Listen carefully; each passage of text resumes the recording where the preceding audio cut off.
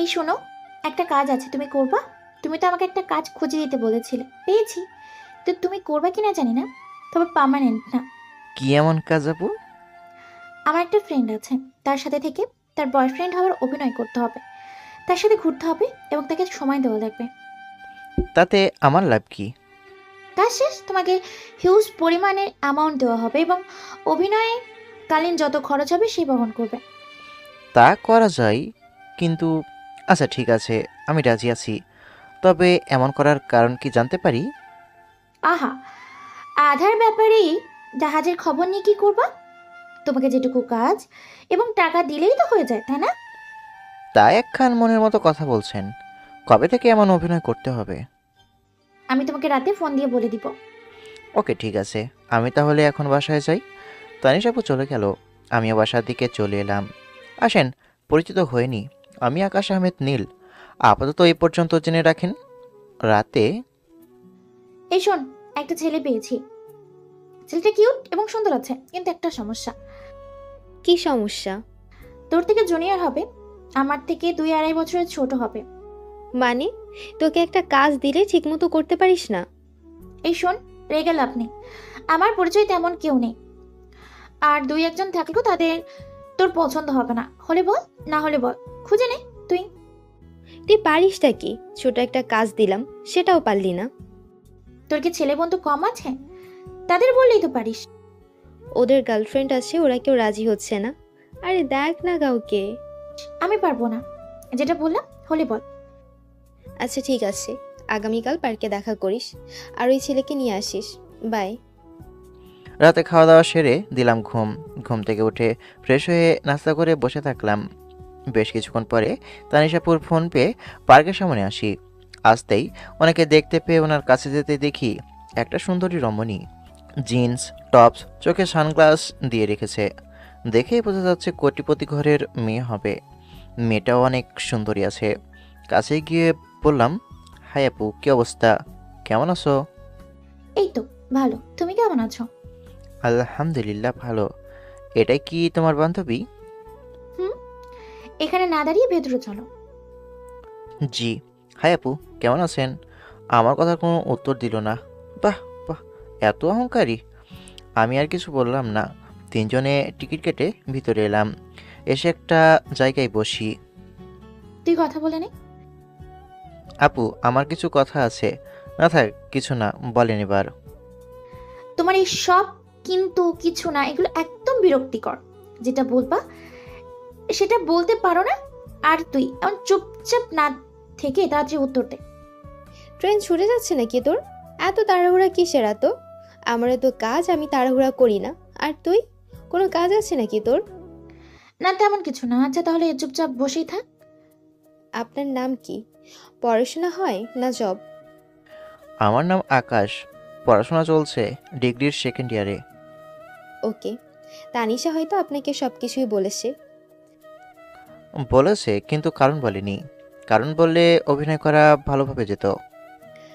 কারণ খুব একটা গুরুত্বপূর্ণ না, টাইম পাসের জন্য। মেয়েটার কথা শুনে বেশ অবাক হলাম। টাইম পাসের জন্য কেউ এমনভাবে ছেলে খুঁজে, বেশ অদ্ভুত বিষয় তো। আপনি দেখি অনেক আজব একটা মানুষ। টাইম পাসের জন্য এমনভাবে কেউ খুঁজে? আমি অনেক আজব। আপনি বললে তো ছেলেরা লাইন লাগিয়ে দেবে। তো এমনভাবে ছেলে খোঁজার বিষয়টা মাথায় আসছে না। মনে হচ্ছে বিষয় অন্য কিছু। বাসা থেকে বিয়ের জন্য চাপ দিচ্ছে। আমার কথা কোনোভাবেই তারা শুনছে না। তাই আপনাকে বয়ফ্রেন্ড হওয়ার অভিনয় এবং আমার আব্বুর সাথে কথা বলতে হবে, আর বিয়েটা আটকাতে হবে। আপনি আবারও মিথ্যা বলছেন। মেইন কারণ এটা না, অন্য কোনো কারণ আছে? আমার বয়ফ্রেন্ড আসছে, কিন্তু সে এখন বিয়ে করতে পারবে না। আমি বিয়েটা কোনোভাবে আটকে রাখতে চাচ্ছি। মনে হচ্ছে আপনি আবারও মিথ্যা বলছেন। আপনারা যেহেতু বড়লোক, আপনার বয়ফ্রেন্ডও অবশ্যই বড়লোক হবে। বড়লোক হলে তো আপনার বাবার আপত্তি থাকার কথা নয়। এমনভাবে মিথ্যা না বলে সত্যিটা বলেন। সত্যিটা বললে আমার জন্য ভালো হবে। সত্যি বলতে বয়ফ্রেন্ড না, একটা বর প্রয়োজন। মানে এখন বিয়ে না করলে আমি আমার নামে সম্পত্তি করতে পারবো না। যেদিন বিয়ে করব সেদিন সম্পত্তির কাগজপত্র আমার হাতে আসবে। আমিও তো ভাবি এমন করার প্রয়োজন কি? জি বুঝলাম। তো একটা বিয়ে করে নিলেই তো পারেন। এমন নাটক সাজানোর কি আছে? আমি এত তাড়াতাড়ি সাংসারিক জীবন শুরু করতে চাই না। অনেক স্বপ্ন পূরণ এখনো বাকি আছে। আমি চাই কন্ট্রাক্টে বিয়ে করতে, এই কয়েক মাসের জন্য। কয়েকজনকে বলেছিলাম কিন্তু ওদের কথা এবং ব্যবহার পছন্দ হয়নি। তুই আমাকে মিথ্যে বললি কি জন্য? তুই বললি বয়ফ্রেন্ড লাগবে, এখন এই কথা বলছিস? এমন জানলে এড়ে নিয়ে আসতাম না, না বলতাম না। আপনার এমন প্রস্তাবে কে রাজি হবে? আমার কাজ শেষ হয়ে গেলে আপনাকে 3 লাখ টাকা দেব, আর কিছু শর্ত থাকবে। যেমন? বিয়ে হবে সত্যি সত্যি, ঠিক আছে, তবে কাজ শেষ হবার সাথে সাথে ডিভোর্স দিয়ে দেব। আপনি আমার উপর কোনো প্রকার স্ত্রীর অধিকার দেখাতে পারবেন না, আমাকে কখনো টাচ করতে পারবেন না। টাকার তো অনেক প্রয়োজন ছিল, আর জীবনে একটা দাগও লেগে যাবে। কি যে করবো বুঝতে পারছি না। একটু চুপ থেকে বললাম, আপনার শর্তে রাজি আছি, তবে 5 লাখ লাগবে। এটা অনেক বেশি হয়ে গেল না? আপনার কাছে এটা কিছুই না জানি, হলে বলেন, না হলে আমার কিছু বলার নেই। তবে আমার উপর যেন আইনি কোনো ঝামেলা না আসে। আর মোহর কি করবেন? মোহর নিয়ে আপনাকে ভাবা লাগবে না। মোহর হিসেবে শুধু 1 টাকা দিয়ে রাখবো, আর আইনি কোনো ঝামেলা হবে না। হেদেক দিয়ে টেনশন মুক্ত থাকতে পারেন। ওকে ঠিক আছে, কবে বিয়ে হচ্ছে তাহলে? আজকে বিকেলে রেডি হয়ে থাকবেন, বিকেল 5টায়। জি ঠিক আছে। আচ্ছা, আমি উঠছি, কাজী অফিসের সামনে দেখা হবে। বাই। আপু চলো। আমি উঠে হাঁটতে লাগলাম। আপু আসো। তানিশা আপু উঠে আমার সাথ ধরলো, বলল, তুমি এই কাজটা কি করলা? ওর প্রস্তাবে তুমি রাজি হলে কি জন্য? তোমার কাছে কি বিয়েটা ছেলে খেলা? না আপু, বিয়ে ছেলে খেলা না, সেটা আমি জানি। তবে টাকার প্রয়োজন অনেক। মায়ের দিন দিন আরও শরীর খারাপ হয়ে যাচ্ছে। ডাক্তার দেখাতে পারছি না, ওষুধ কিনতে পারি না, ঠিকমতো খেতেও পাই না। একটা কাজ পেয়েছিলাম কিন্তু ওটাও চলে গেছে। এত বড় একটা সুযোগ হাতছাড়া কিভাবে করি? অনেক টাকা পাবো। আন্টি জানলে কষ্ট পাবে না? যখন সুস্থ হবে তখন বলবো, ওটাই ভালো হবে। বাবা থাকলে তো আর এমন হতো না, তাই না? জীবনটা রঙিন এবং অনেক সুন্দর হতো। ভাগ্যের লিখন না যায় খণ্ডন, কি করবা বলো? আলো যদি এমন লিখে রাখে তাহলে তো মানুষের কিচ্ছু করার নেই। আচ্ছা, আঙ্কেল কি সুন্দর ছিল? আন্টি তো এত সুন্দর না, মানে তোমার মতো আর কি। কত কিউট তুমি। আব্বু অনেক সুন্দর ছিল, তার ফেস কাটিং আমি পেয়েছি। আর কে বলেছে আমার মা সুন্দর না? তোমার থেকে অনেক সুন্দর আছে। হুম। হুম, তা তো বুঝতে পারছি। আর তুমি যে পড়াশোনা করছো না, এখন আর কলেজ যেতে দেখতে পাবা না। তেমন চাওয়া হয় না। ওই পরীক্ষার সময় পরীক্ষাগুলো দেওয়া হচ্ছে, এবং বাড়িতে যেটুকু পারছি সেটুকু পড়ছি। ক্লাসগুলো ঠিক মতো করো, তাহলে তো ভালো রেজাল্ট করতে পারবা। তাহলে সংসার চলবে কিভাবে বলেন? তাহলে সংসার চলবে কিভাবে বলো? এমনভাবে যা হয় আর কি। আচ্ছা, ওনারা কি অনেক বড় লোক? কেমন হয়তো বুঝতে পেরেছ, রাগী আর অহংকারী।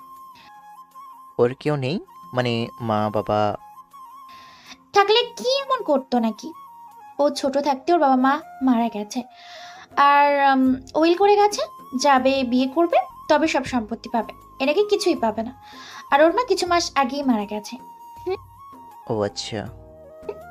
তুমি তো ওর অফিসে একটা জব দিতে পারতা, তাহলে তো আর চাকরির বাকরির চিন্তা করা লাগতো না। আগে জানলে তো বলতাম। আচ্ছা, বিকেলে বলে নিব। আর তুমি আমার সাথে থাকবা, ঠিক আছে? ওকে, ঠিক আছে, তবে তোমার জন্য অনেক চিন্তা হচ্ছে। আরে আপু, আরে আপু কোনো টেনশন করবা না। এবার আমি বাসায় যাচ্ছি, এবং তুমিও বাসায় চলে যাও। তারপর বাসায় চলে আসলাম। এসে মাকে বললাম, যাও, এবার তোমাকে ভালো একটা ডাক্তার দেখাতে পারবো ইনশাল্লাহ। তুই টাকা কোথায় পেয়েছিস? পাবো, একটা ফ্রেন্ড দিবে আর কি। আচ্ছা, তুমি কি ওষুধ খেয়েছো? হুম। আর কাজ খুঁজে পেলি? চেষ্টায় আছি, তবে খুব তাড়াতাড়ি হয়তো পেয়ে যাবো। আমি আমার ঘরে চলে এলাম। এসে চুপ করে ভাবতে থাকলাম, আচ্ছা, আমি কি ঠিক করলাম? এটা কি আমার সঠিক সিদ্ধান্ত হয়েছে? ধুর, এত চিন্তা ভাবনা কিসের? যা হবে ইনশাল্লাহ ভালো কিছু হবে। তারপর দুপুর পার হয়ে বিকেল হলো।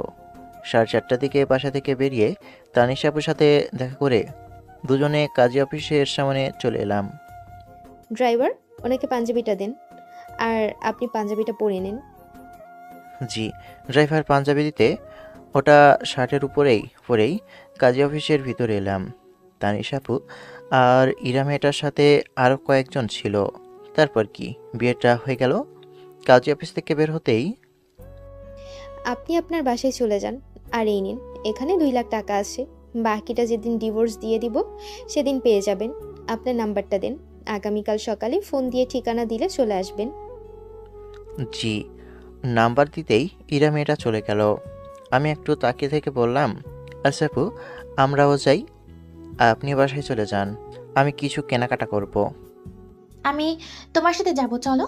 আচ্ছা, আন্টি যদি জানতে পারে তাহলে কি হবে ভেবে দেখেছো? যখন কিছু হবে তখন দেখা যাবে। আচ্ছা যাবা তো চলো। পাঞ্জাবি খুলে আবার ব্যাগে ভরে নিলাম। তারপর দুজনে মার্কেটে এসে বাসার চাল ডাল তেল আর কিছু শাকসবজি নিয়ে বাসায় এলাম। আসতেই এত কিছু দেখে মা বলল, এত কিছু কোথা থেকে নিয়ে এসেছিস? আর এত টাকা কোথায় পেয়েছিস? আর তানিশা, কেমন আছো তুমি? আলহামদুলিল্লাহ ভালো। আপনি কেমন আছেন আন্টি? আপনার শরীরের অবস্থা কেমন? আলহামদুলিল্লাহ ভালো।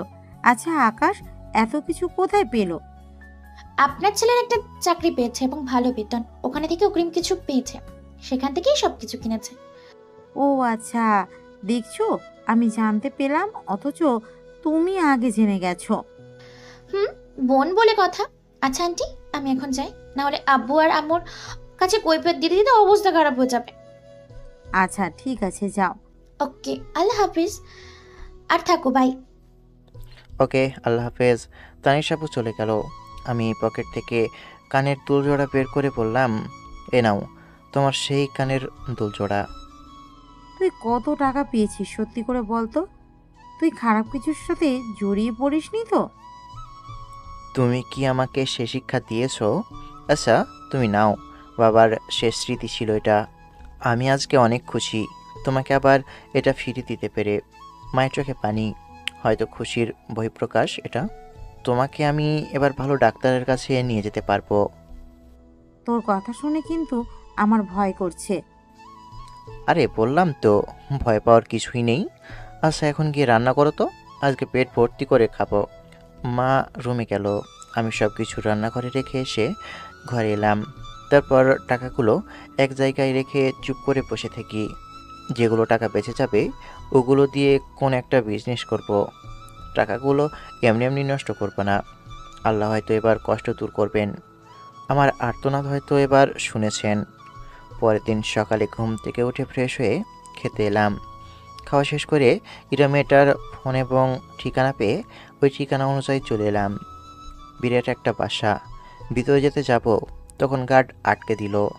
আমি ফোন দিলাম, কয়েকবার রিং হওয়ার পর রিসিভ করলো। রিসিভ করতে বললাম, আপনার বাসার গার্ড আমাকে ভিতরে যেতে দিচ্ছে না।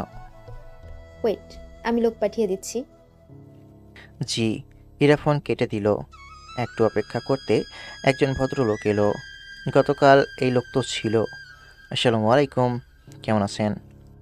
ওয়ালাইকুম আসসালাম। আলহামদুলিল্লাহ, আপনি? আর আজকের পর থেকে বাসার ভিতরে আসতে চাইলে আসতে দেবেন। আলহামদুলিল্লাহ ভালো। আর কোনো কথা হলো না।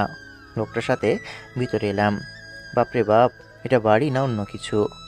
বাসার ভিতরে আসতেই আপনি বসেন এখানে ম্যাম, আপনি বসেন এখানে, ম্যাম আসছে। জি। তারপর সোফায় বসলাম। একটু পরে ইরা এলো। নীল একটা গাউন পরে আছে। দেখতে এত সুন্দর লাগছে যে চোখ ফিরাতে পারছি না। তবু নিজেকে সামলে নিয়ে মাথা নিচু করে থাকলাম। আসতে বললাম, কেমন আছেন? আলগা পিরিত দেখাতে আসবেন না, আমার এসব পছন্দ না। এইসব রেখে কাজের কথায় আসি। একটু পরে উকিল আসবে। জি বুঝলাম। আমাকে কি কি করা লাগবে? যা যা সত্য তাই বলবেন। কেমনভাবে বিয়ে হলো সেটা বলার প্রয়োজন নেই। জি বুঝলাম। একজন কাজের লোক কফি দিয়ে গেল। দিয়ে যেতেই কফি খান, একটু ওয়েট করেন, উকিল চলে আসবে। একটা কথা বলবো। বলেন শুনি। আপনার অফিসে কোনো কাজের ব্যবস্থা হবে আমার? গার্ড বা কোনো পিয়ন? আমার সার্টিফিকেট অনুযায়ী এরকম কিছু একটা চাকরি পাবো হয়তো। তাই বললাম। আমার কথা শুনে আমার দিকে তাকিয়ে আছে। ভুল কিছু বললে সরি। পরে ভেবে দেখব। ধন্যবাদ। আবারও আপনাকে অনেক ধন্যবাদ। যেমনভাবে হোক। কিন্তু আপনি আমার অনেক বড় উপকার করেছেন। কিভাবে? আমার টাকার অনেক প্রয়োজন ছিল। বাসায় অসুস্থ মা, বাসায় খাবার ছিল না। এ শুধু টাকার জন্য। কথা বলতে বলতে উকিল এলো। এসে সোফায় বসলেন। এইটা আপনার বর? এমনভাবে বিয়ে করলেন যে? ভালোভাবে বিয়ে করতেন ধুমধামের সাথে। বিয়ে করার প্রয়োজন ছিল, আর সম্পত্তিও প্রয়োজন, তাই এমনভাবে করা। বিয়ের কাবিনে বোন পেপার দেখি। মোশাররফ সাহেব, ওনাকে পেপারসগুলো দিন। মোশাররফ সাহেব উকিলকে পেপারগুলো দিল আর আমাকে বিভিন্নভাবে জেরা করতে লাগলো। ইরা মেয়েটার সাইন এবং আমার কয়েক জায়গায় সাইন নিয়ে তারপর কাজ শেষে উকিল বললেন, এই নিন আপনার সমস্ত পেপার। আজকে থেকে আপনার সব কিছু, তবে আপনার সমস্ত প্রপার্টি 30% আপনার বরের। উইলে এটাই লেখা আছে। কি? আপনি আমাকে এটা আগে বলেননি কেন? উকিল উঠে চলে গেল। ইরা 2 হাত মাথায় দিয়ে মাথা নিচু করে আছে। আচ্ছা শুনেন, আপনার সম্পত্তিতে আমার বিন্দুমাত্র লোভ নেই। পেপার বানান, আমি ওটার জন্য আমি সাইন করে দিচ্ছি। আমাকে আমার পাওনা এবং একটা জব দিলেই হবে। আমার কথা শুনে মাথা উঁচু করে আমার দিকে তাকিয়ে আছে। আচ্ছা, আপনি ওই উকিলকে আবার ডাকেন। ওয়েট ওয়েট, আমি আর আপনি উকিলের অফিস এবং কাজী অফিসে যাব। একটু অপেক্ষা করেন, আমি আসছি। ইরা মেয়েটা উঠে রুমের দিকে চলে গেল। তখন ইরার পিয়েস বলল, আপনি দেখছি অনেক বোকা। এত বড় সুযোগ কেউ হাতছাড়া করে? আপনি এখন কত কোটি টাকার মালিক জানেন? আপনি এসব দিয়েন না। এটা ওনার সাথে অন্যায় করা হবে। যেটাই কন্ট্রাক্ট হয়েছে সেটাই হবে। আমি অল্পতেই খুশি। আমি আমার পাওনা বুঝিয়ে পেলেই হবে। আমার এসব কিছুই লাগবে না। আর আরেকটা কথা, যে জিনিসগুলো যেমনভাবে আসে সেভাবে কোনো না কোনোভাবে চলে যায়। আর আপনি তো দেখছি আপনার ম্যামের সাথে চিট করছেন। লোকটা আর কোনো কথা বলল না। একটু পরে ইরা মেয়েটা এলো। এসে বলল, চলেন এবার যাওয়া যাক। জি চলেন। তারপর বাসা থেকে বেরিয়ে কাজী অফিসে এলাম। কাজী আমাদের দেখে তো বেশ অবাক। আগামীকাল বিয়ে হতে হতে আবার কি হলো? তেমন কিছুই না, ডিভোর্স দিয়ে দিব। বর্তমানে আপনাদের মতো ছেলে মেয়েদের কাছে বিয়ে একটা খেলনা হয়ে গেছে। যখন ইচ্ছা বিয়ে করছেন, আবার যখন ইচ্ছা ডিভোর্স। ইসলামী জ্ঞান তো নেই, সেটা বোঝা যাচ্ছে। তো ডিভোর্স দেওয়ার কারণ কি? আমি কিছু বললাম না, চুপ করে থাকলাম। তেমন কারণ নেই। আপনাকে তো ভালো মনে করেছিলাম। আপনার বাবা একজন ভালো মানুষ ছিলেন, আর আপনি এমন? নিশ্চয়ই কোনো স্বার্থ হাসিলের জন্য বিয়ে করছেন, বুঝতে পারছি। গতকাল ভাবলাম হয়তো ভালোবেসে এমনভাবে বিয়ে করেছেন। তাতে আমার কি আপনাদের লাইফে? আমি মৌখিক ডিভোর্স নিব না, লিখিত ডিভোর্স করব। আপনার কথা ঠিক বুঝলাম না। মানে খুব সহজ, আপনাদের 3 মাস সময় থাকবে। 3 মাস পর ডিভোর্স হবে। এখন পেপারে সাইন করবেন। 1 মাস পর পর একটা করে তালাক হবে। তৃতীয় তালাকের আগে যদি মনে হয় আপনারা একে অপরের সাথে থাকবেন, তাহলে আবার নতুন করে কলেমা পড়ে বিয়ে দেওয়া হবে। আর তৃতীয় তালাক হয়ে গেলে আর সম্ভব না। আমি পেপারগুলো রেডি করছি, আপনারা একটু বসেন। কাজী সাহেব, আমার যতদূর জানা আছে প্রাপ্তবয়স্ক হলে তো একবারে ডিভোর্স হয়ে যায়। আমরা দুজনে অ্যাডাল্ট। আরে রাখেন, সমস্যা নেই। আরে রাখেন, সমস্যা নেই। দেখতে দেখতে কবে 3 মাস পার হয়ে যাবে তার ঠিকই নেই। আমি আর কিছু বললাম না। কাজী পেপার রেডি করতেই দুজনে সাইন করে দিলাম। আর দুজনকে একটা একটা করে পেপার দিল। আবার বিয়ে করতে গেলে এটার খুব প্রয়োজন পড়বে। বিয়ে করতে গিয়ে যদি জানে আমি ডিভোর্সি আর তালাকের পেপার নেই, তাহলে কনেপাড়ির লোকজনের থেকে মায়ের খেয়ে আসতে হবে। কাজী অফিস থেকে বাইরে চলে এলাম। এসে আবারও উকিলের অফিসে। আবার কি প্রয়োজন? উকিল সাহেব, আমার নামে যেই প্রপার্টি হয়েছে সব আমার স্ত্রীর নামে করে দিতে চাই। আমার কথা শুনে উকিল আমার দিকে তাকিয়ে আছে। সিরিয়াসলি? জি স্যার। বোকা ছেলে। আচ্ছা, পেপার রেডি হলে আপনাদের কাছে চলে যাবে। ধন্যবাদ।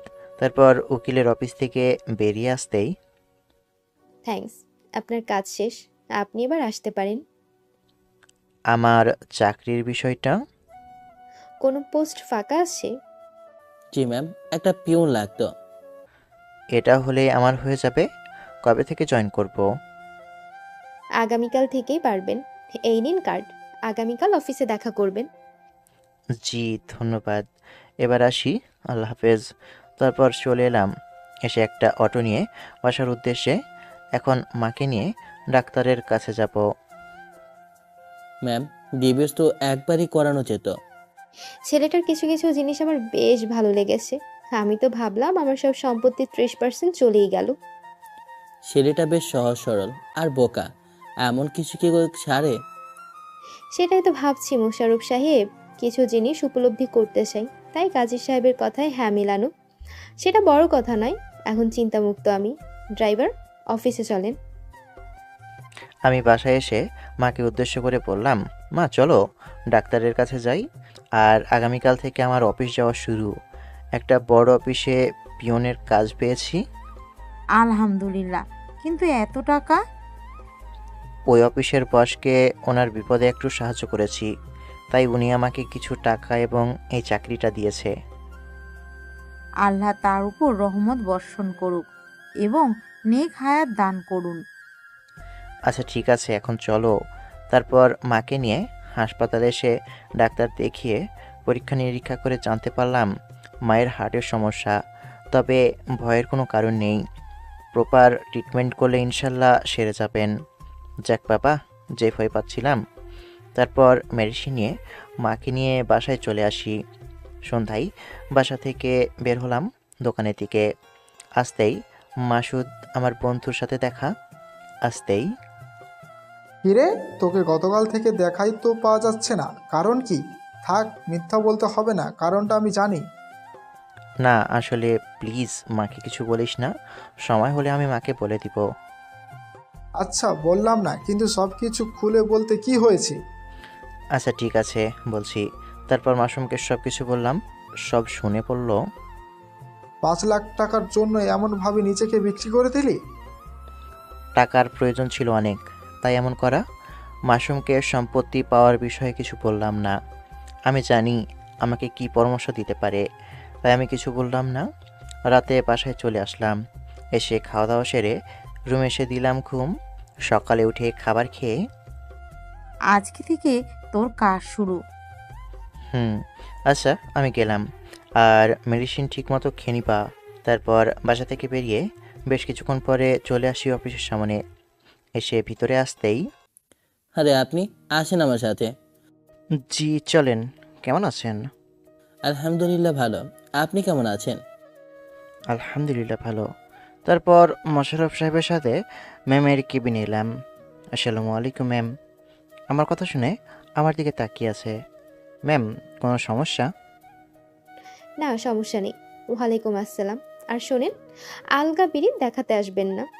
আর আমার অফিসের যেন কেউ না জানে আমাদের বিয়ের বিষয়ে। কি যে বলেন না ম্যাম, ওগুলো বলে আমার লাভ কোথায়? আচ্ছা, আপনি কি কাগজপত্রগুলো পেয়েছেন? না, তবে আজকের মধ্যে পেয়ে যাব। মোশাররফ সাহেব আর যে পিয়নগুলো আছে তাদের সাথে পরিচয় করিয়ে দেন এবং তাদেরকে কাজগুলো বুঝিয়ে দিতে বলেন। ওকে ম্যাম, আসেন আমার সাথে। জি। তারপর মোশাররফ সাহেবের সাথে এসে পিয়নগুলোর সাথে পরিচয় করিয়ে দিল। সেদিনের পর থেকে আজকে আমার অফিসের 20 দিন হলো। এর ভিতরে অনেকের সাথেই পরিচিত হয়েছি এবং অনেকের কাছে খারাপও হয়েছি। বিশেষ করে মেয়েদের কাছে বেশ পাবলিসিটি পেয়েছি এবং কয়েকটা বড় ভাইয়ের কাছে বিরক্তির কারণ হয়ে গেছি। মনে হচ্ছে আমার মেয়েদের সাথে এমনভাবে মেলামেশা বা ফ্রি হয়ে কথা বলা তাদের পছন্দ হয় না। তাতে আমার কি? এর ভিতরে প্রপার্টির পেপারগুলোতে সাইন করে দিয়ে তার নামে করে দিয়েছি। এ পিচ্ছি, এদিকে শোনো। জি বলেন আপু। এই ফাইলগুলো 20 নম্বর ডেস্কে দিয়ে এসো আর 1 কাপ কফি নিয়ে এসো। Okay madam. তারপর ফাইলগুলো নিয়ে 20 নম্বর ডেস্কে দিয়ে কফি নিয়ে ফারিয়াপুকে দিলাম। মনে হচ্ছে এই অফিসে সবার ছোট আমি হব। আচ্ছা তুমি এত কিউট কেন? আচ্ছা তোমার বড় ভাই আছে? না আপু, আমি একমাত্র। না বড় ভাই বোন আছে, না কোনো ছোট ভাই বোন আছে। ইস, তোমার বড় ভাই থাকলে অবশ্যই তোমাকে দেবর বানিয়ে নিতাম, কিন্তু আফসোস কেউ নেই। আফসোস করিয়েন না, অবশ্য আপনার ভাগ্যে ভালো এবং হ্যান্ডসাম কিউট একটা বর জুটবে। তাই? আচ্ছা, আজকে দুপুরের লাঞ্চ আমার পক্ষ থেকে। কোন খুশিতে? ম্যাম আসছে, তুমি যাও এখন, না হলে কথা শোনা লাগবে। জি ঠিক আছে। তারপরে সে কাজ করতে থাকি। দুপুরে লাঞ্চের সময় তুমি পড়াশোনা বাদ দিয়ে এই বয়সে চাকরি করছো কেন? আর চাকরি পেলে বা কিভাবে? আসলে আপু আমার বাবা নেই।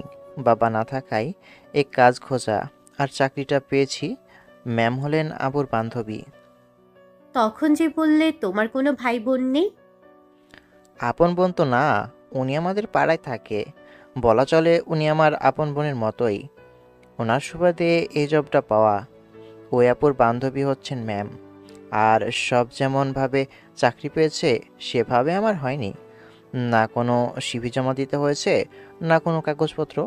ম্যাম বলে দিয়েছে কাজ করতে, এই আর কি। বুঝলাম। আচ্ছা কি খাবা? ভাত সবজি আর কি খাওয়াবেন আপনি জানেন। আচ্ছা ঠিক আছে, ভাত সবজি আর খাসির মাংস নিয়ে আসেন। ফারি আপু অর্ডার দিল। তারপর টুকটাক কথা বলতে বলতে খাবার এলো। খেতে খেতে বললাম, আপনাদের সাথে কথা বললে কিছু কিছু ভাইয়া জ্বলে পুড়ে ছারখার হয়ে যাচ্ছে। কেন? এই যে আমি আপনাদের সাথে কত সহজেই মিশে যাচ্ছি, কথা বলছি, এটা ওনাদের সহ্য হচ্ছে না। আচ্ছা, আপনারা তো আমার আপু হন। এমনকি এই অফিসের সবাই আমার সিনিয়র। বড় ভাই বড় বোন, ছোট ভাই হয়ে বড় বোনদের সাথে কথা বলতেই পারি। এখানে ওনাদের সমস্যা কোথায়? বাদ দাও, ওদের কথায় কান দেওয়ার প্রয়োজন নেই। ওসবকে কে বোঝাবে? তুমি আমাদের ছোট ভাই। জি। তবে তোমার বড় ভাই থাকলে অবশ্যই তোমাকে দেবর বানিয়ে নিতাম। অবশ্য তোমার ভাই থাকলে তোমার মতোই হতো। আচ্ছা বলো, প্রেম কয়টা করেছো? আমি কি আসতে পারি এখানে? আরে আসেন আসেন, আজকে আপনার অনেক দেরি হলো যে। অনেক কাজ ছিল জনাব। তোমাদের দেখি খাওয়া শেষ। হুম, আসেন, না খেলে বসেন। আমি কিন্তু খাওয়াতে পারবো না, এখনো কোনো বেতন পাইনি। আচ্ছা আমি বিল দেব পিচ্ছি। এই ওয়েটার, খাবার নিয়ে আসেন। আচ্ছা বলো সবার কি অবস্থা? এই তো ভালো, তোমার কি অবস্থা? আলহামদুলিল্লাহ ভালো। পিচ্ছি তোমার কি খবর? আলহামদুলিল্লাহ ভালো আপু। এই পিচ্ছি, বলো বলো, রিলেশন কয়টা করেছো? একজন ছিল, টাকাওয়ালা কাকু দেখে গেছে গা। কষ্ট হয়নি? কষ্ট লাগলেও কি করার বলেন, সে সুখে থাকলেই খুশি। আহা, তোমাকে ছেড়ে চলে গেল আর তুমি খুশিকে নিয়ে পড়ে আছো। সে আমাকে ভালোবাসেনি ঠিক আছে, কিন্তু আমি তো তাকে সবটুকু দিয়ে ভালোবেসেছিলাম। আমি তো ওর খারাপ চাইতে পারি না। মেয়েটার কপাল পুড়লো। আচ্ছা আর রিলেশন করো না। একটা ধাক্কায় সামলে উঠতে পারিনি, আর আরেকটা প্রেম করব। তারপর টুকটাক কথা বলতে বলতে খাওয়া শেষ করে অফিসে চলে আসি। এমনভাবে আরও কিছুদিন চলে গেল। আজকে বেতন দিল। সেই খুশিতে তানির সাহেবকে বাজারে ডেকেছি, তারে ট্রিট দিব। এখন সন্ধ্যা 7টা বাজে, কিন্তু তাহার দেখা নেই।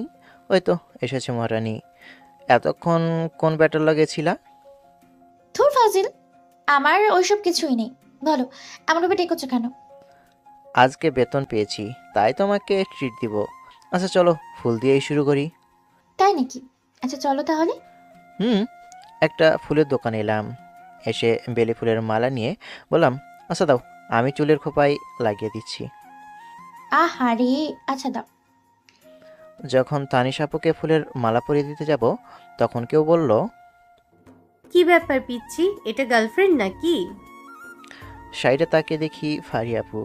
আরে আপু আপনি? ভুল সময় চলে এসেছি নাকি? আরে না না, এটা আমার গার্লফ্রেন্ড না, এটা তানিশ আপু। ও আচ্ছা, তাই বলো। আমি ভাবলাম তোমার গার্লফ্রেন্ড। আরে না, এখন বলেন আর কি কি ফুল নেবেন? গোলাপ দিব না, ওটা আপনার বয়ফ্রেন্ড থেকে নিয়ে নেবেন। ফাজিল কোথাকার। Hi, nice to meet you. আমি তানিশা, আপনি?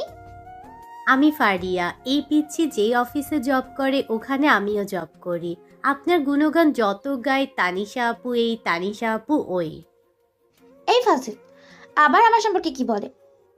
না, তেমন কিছুই বলে না। কিভাবে পরিচয় হয়েছে, সম্পর্ক কেমন, কিভাবে সাহায্য করেছে, এই আর কি। বুঝলাম। আব্বুর কাছে বকা খেলে তোমার খবর আছে। আরে স্যার কিছু বলবে না, আমি আছি না। আচ্ছা আপু, ফুচকা খাবেন? খাওয়া যায়। কি দেখছেন ম্যাম? ওদের ভেতরে কি অন্য কোনো সম্পর্ক আছে? আই মিন, ওদের ভেতরে কি রিলেশন চলছে? মনে হয় না ওদের ভিতরে কোনো রিলেশন আছে। যদি কোনো প্রকার রিলেশন থাকতো তাহলে কখনোই আপনাকে ওই ছেলের সাথে পরিচয় করে দিত বা এমনভাবে বিয়ে হতে দিত। টাকার জন্য এমন করতে পারে? মনে হয় না ম্যাম, টাকার জন্য এমনভাবে নিজের বয়ফ্রেন্ডকে অন্যর হাতে দিয়ে দিবে। আর ছেলেটা যদি টাকার জন্য এমন করতো তাহলে আপনার অর্ধেক সম্পত্তি ছেলেটার থাকতো, আপনি ফেরত পেতেন না। বুঝলাম। আচ্ছা চলেন এবার যাওয়া যাক। ভালোবাসা কাকে বলে কে জানে? ভালোবেসে দেখেন, তাহলেই বুঝবেন। হয় বরবাদ হয়ে যাবেন, আর না হলে পৃথিবীর সবচেয়ে সুখী মানুষ হবেন। মানুষ ভালোবেসে পাগল হয়েছে, আবার মানুষ ভালোবাসা পেয়ে পাগল থেকে সুস্থ হয়েছে। আচ্ছা এবার বাসায় চলেন। তারপর ঘোরাঘুরি করে বাসায় চলে আসি। পরের দিন সকালে ম্যামের রুমে কফি নিয়ে যাওয়ার সময় কারোর সাথে ধাক্কা লেগে একজনের উপর কফি পড়ে গেল। রাস্কেল, দেখে শুনে চলাফেরা করতে পারিস না? আমার এত দামি স্যুটটাকে নষ্ট করে দিল। এসব ছোট লোকের বাচ্চাদের কাজে রাখে কে?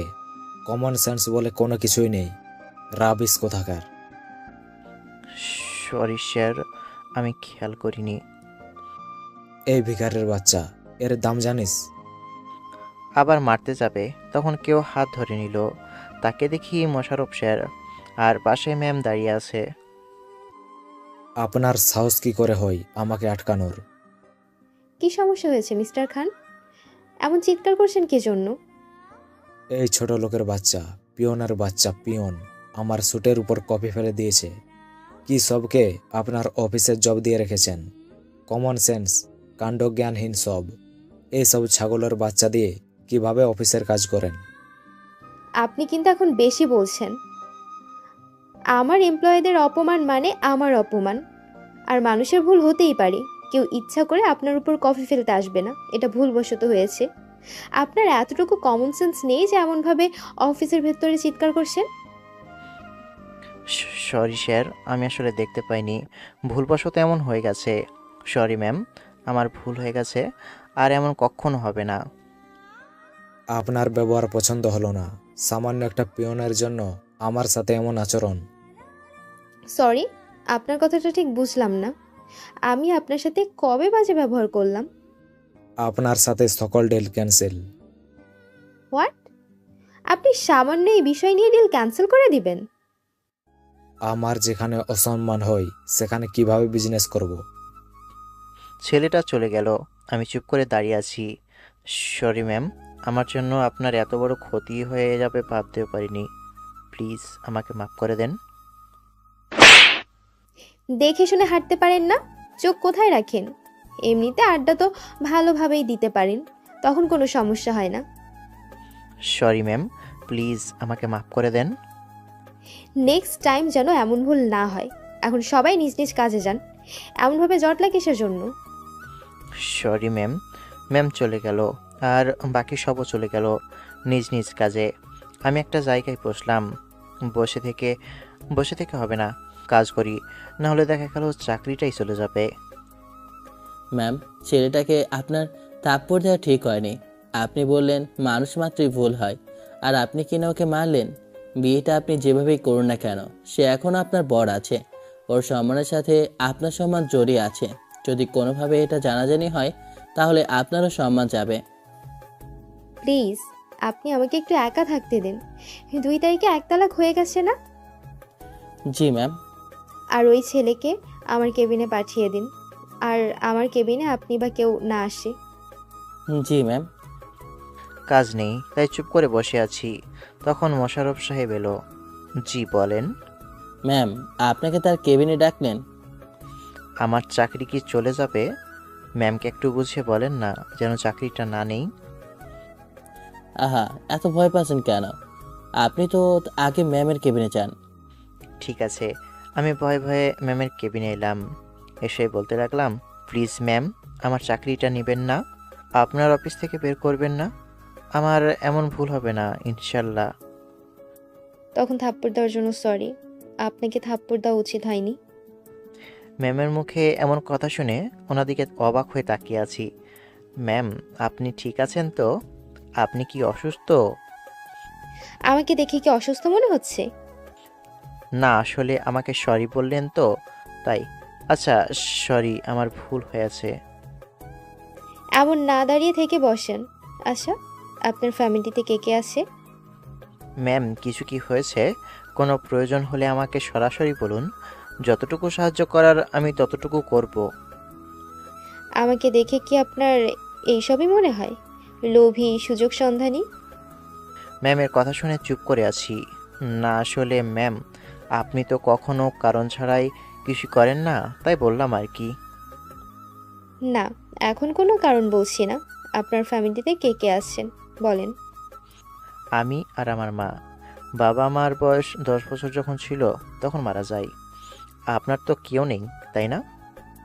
হুম, আপনি আর আপনার আম্মু আমার সাথে আমার বাসায় থাকবেন।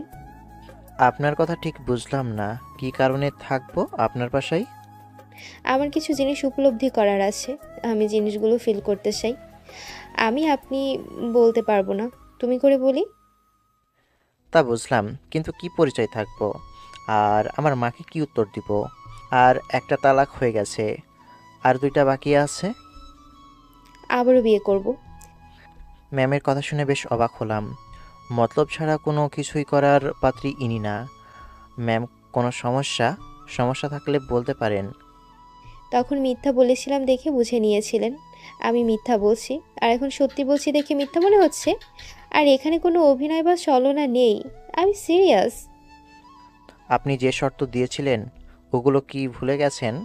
আর আপনি তো বলেছিলেন আপনি এখন সাংসারিক জীবন শুরু করবেন না, আপনার এখনও অনেক স্বপ্ন পূরণ বাকি আছে।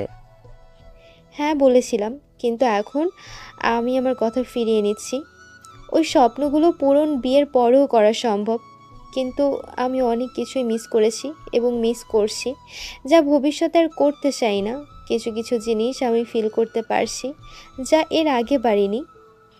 আপনার কথা বুঝলাম, কিন্তু ম্যাম, আমি তো আপনার সাথে থাকতে পারবো না। আমাকে মাফ করবেন। আপনি বলেছিলেন যে কাজ শেষে ডিভোর্স দিয়ে দিবেন, তাই রাজি হয়ে গেছিলাম, হলে কখনোই হতাম না। আমার ভেতরে কমতি কিসের? আপনি সব দিক থেকেই পারফেক্ট আছেন, কিন্তু আমি আপনার যোগ্য না। আমি পারফেক্ট না। কেন না হতে? কতক্ষণ? একটা প্রবাদ আছে জানেন তো, স্বভাব যায় না মলে, কয়লা যায় না ধুলে। আমি যতই নিজেকে পরিবর্তন করতে চাই, পারবো না। আমার দ্বারা সম্ভব নয়। মানুষের দ্বারা সব কিছু সম্ভব, আমি তোমাকে সেভাবেই বানিয়ে দিব। হয়ে গেলে আপনার কাছে খোঁচা খেতে খেতে জীবন যাবে। মানুষের একটা ধর্ম খোঁচা দিয়ে কথা বলা। যখন খোঁচা দিবেন তখন ওগুলো বুকের ভিতরে তীরের মতো গিয়ে লাগবে। আমি এমনই ঠিক আছি ম্যাম, সাধারণ সিম্পল, কোনো অহংকার নেই, কোনো অ্যাটিটিউড নেই। ডিভোর্সটাও হয়ে যাক, তখন আপনি ভালো কাউকে দেখে বিয়ে করে নেবেন। আমি পারবো না ম্যাম, দুঃখিত। তেমন কোনো সমস্যা হবে না, আমি কোনো খোঁটা দিব না, আমি তোমাকে কোনো রকমভাবেই ছোট হতে দেব না। ম্যাম, নিজের জিহ্বাকে বিশ্বাস নেই, আর আপনাকে আমি কিভাবে বিশ্বাস করব? আমাকে আপনার এত খারাপ মনে হয়? তুমি আমার উপর বিশ্বাস রাখতে পারো, আমার বিশ্বাস। ম্যাম, আপনি আপনার টাইপের অনেক ছেলে পাবেন, এমনকি অনেক ভালো ভালো ছেলে পাবেন। আমাদের ভিতরে যে চুক্তি হয়েছিল সেটাই হবে। আমি যে কয়েকটি খোঁজ নিয়ে দেখেছি সেখানে সব কয়টা লোভী পেয়েছি। সত্যি বলতে তোমার মতো আর কাউকে পাইনি।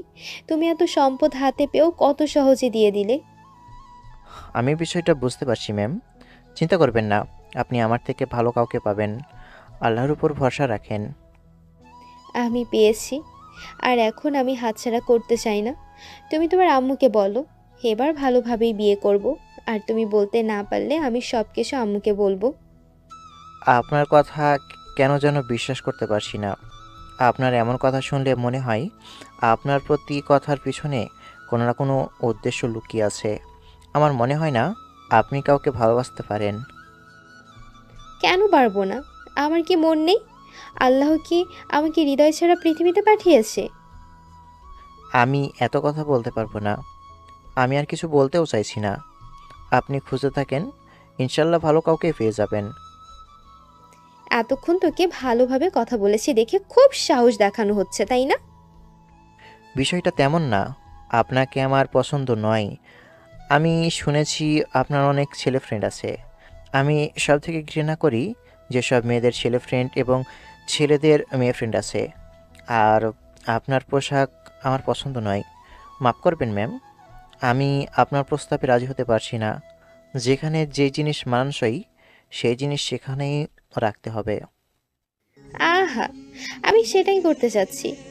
যেখানে যেই জিনিস মানায় সেখানে সেটাই রাখতে চাচ্ছি। ম্যাম, আপনি ভালো কিছু রিজার্ভ করেন। আপনার প্রয়োজন ছিল এবং আপনি ওই রকম শর্ত দিয়েছিলেন, তাই আমি রাজি হয়েছিলাম। এবং আমার টাকার প্রয়োজন ছিল, তাই আরও রাজি হওয়া। না হলে হতাম না। আর এমন কিছু হবে ভাবতেও পারিনি। আমি ভাবলাম হয়তো আপনি ডিভোর্স দেওয়ার জন্য উঠে পড়ে লাগবেন, কিন্তু বিষয়টা একদম আলাদা হয়ে গেল। উম, ম্যাম, বিষয়টা এখানে স্থগিত করলেই ভালো হবে। এই, তুই এত কথা বলিস কি জন্য? তখন থেকে এত বকবক করছে যে মেজাজ খারাপ করে দিয়েছে। বলছি না তোকে আমার চাই? আমি তোকে ভালোবাসি। দেখলাম রাগে ফুঁসছে আর গালগুলো লাল হয়ে গেছে। এগুলো সব মিথ্যা। আপনার কথা আমি কখনো বিশ্বাস করছি না। এই, আমি তোর বিশ্বাস কখন ভেঙেছি? আর তোর সাথে যে আমি ডিল করেছি সেটা মাফিক কাজ হয়েছে, এমন না যে তোকে ধোকা দিয়েছি। তোর সাথে কথা বলেই তো সব কিছু হয়েছে। আপনি অনেক অহংকারী। আমি আর কিছু বলতেও চাইছি না। আমি এখন গেলাম, বাই। তুই যদি উঠে গেছিস তাহলে তোর কি যে করব নিজেও জানি না। কিছু না বলে উঠে চলে এলাম বাইরে। এসে একবারে অফিস থেকে বাইরে চলে আসি। এসে চুপ করে একটা জায়গায় বসলাম। আমি ওনাকে বিশ্বাস করতে পারছি না। ওনার সাথে কখনো আমার মিলবে না। সব সময় দুজনের মধ্যে অমত থাকবে সব কিছু নিয়েই। ওনার চাওয়া পাওয়া এক, আর আমার চাওয়া পাওয়া এক। ম্যাম, কি হয়েছে আপনার? কান্না করছেন কেন? আপনার হাত থেকে তো রক্ত পড়ছে। আমি এখনই ফার্স্ট এড বক্স নিয়ে আসি। এত উত্তেজিত হবার কিছু নেই। রক্ত ঝরতে দেন, আর আমি ঠিক আছি। বেশি রক্ত পড়লে আপনি অনেক অসুস্থ হয়ে যাবেন। ওর সাথে কি এমন করলাম যে আমাকে বিশ্বাস করছে না?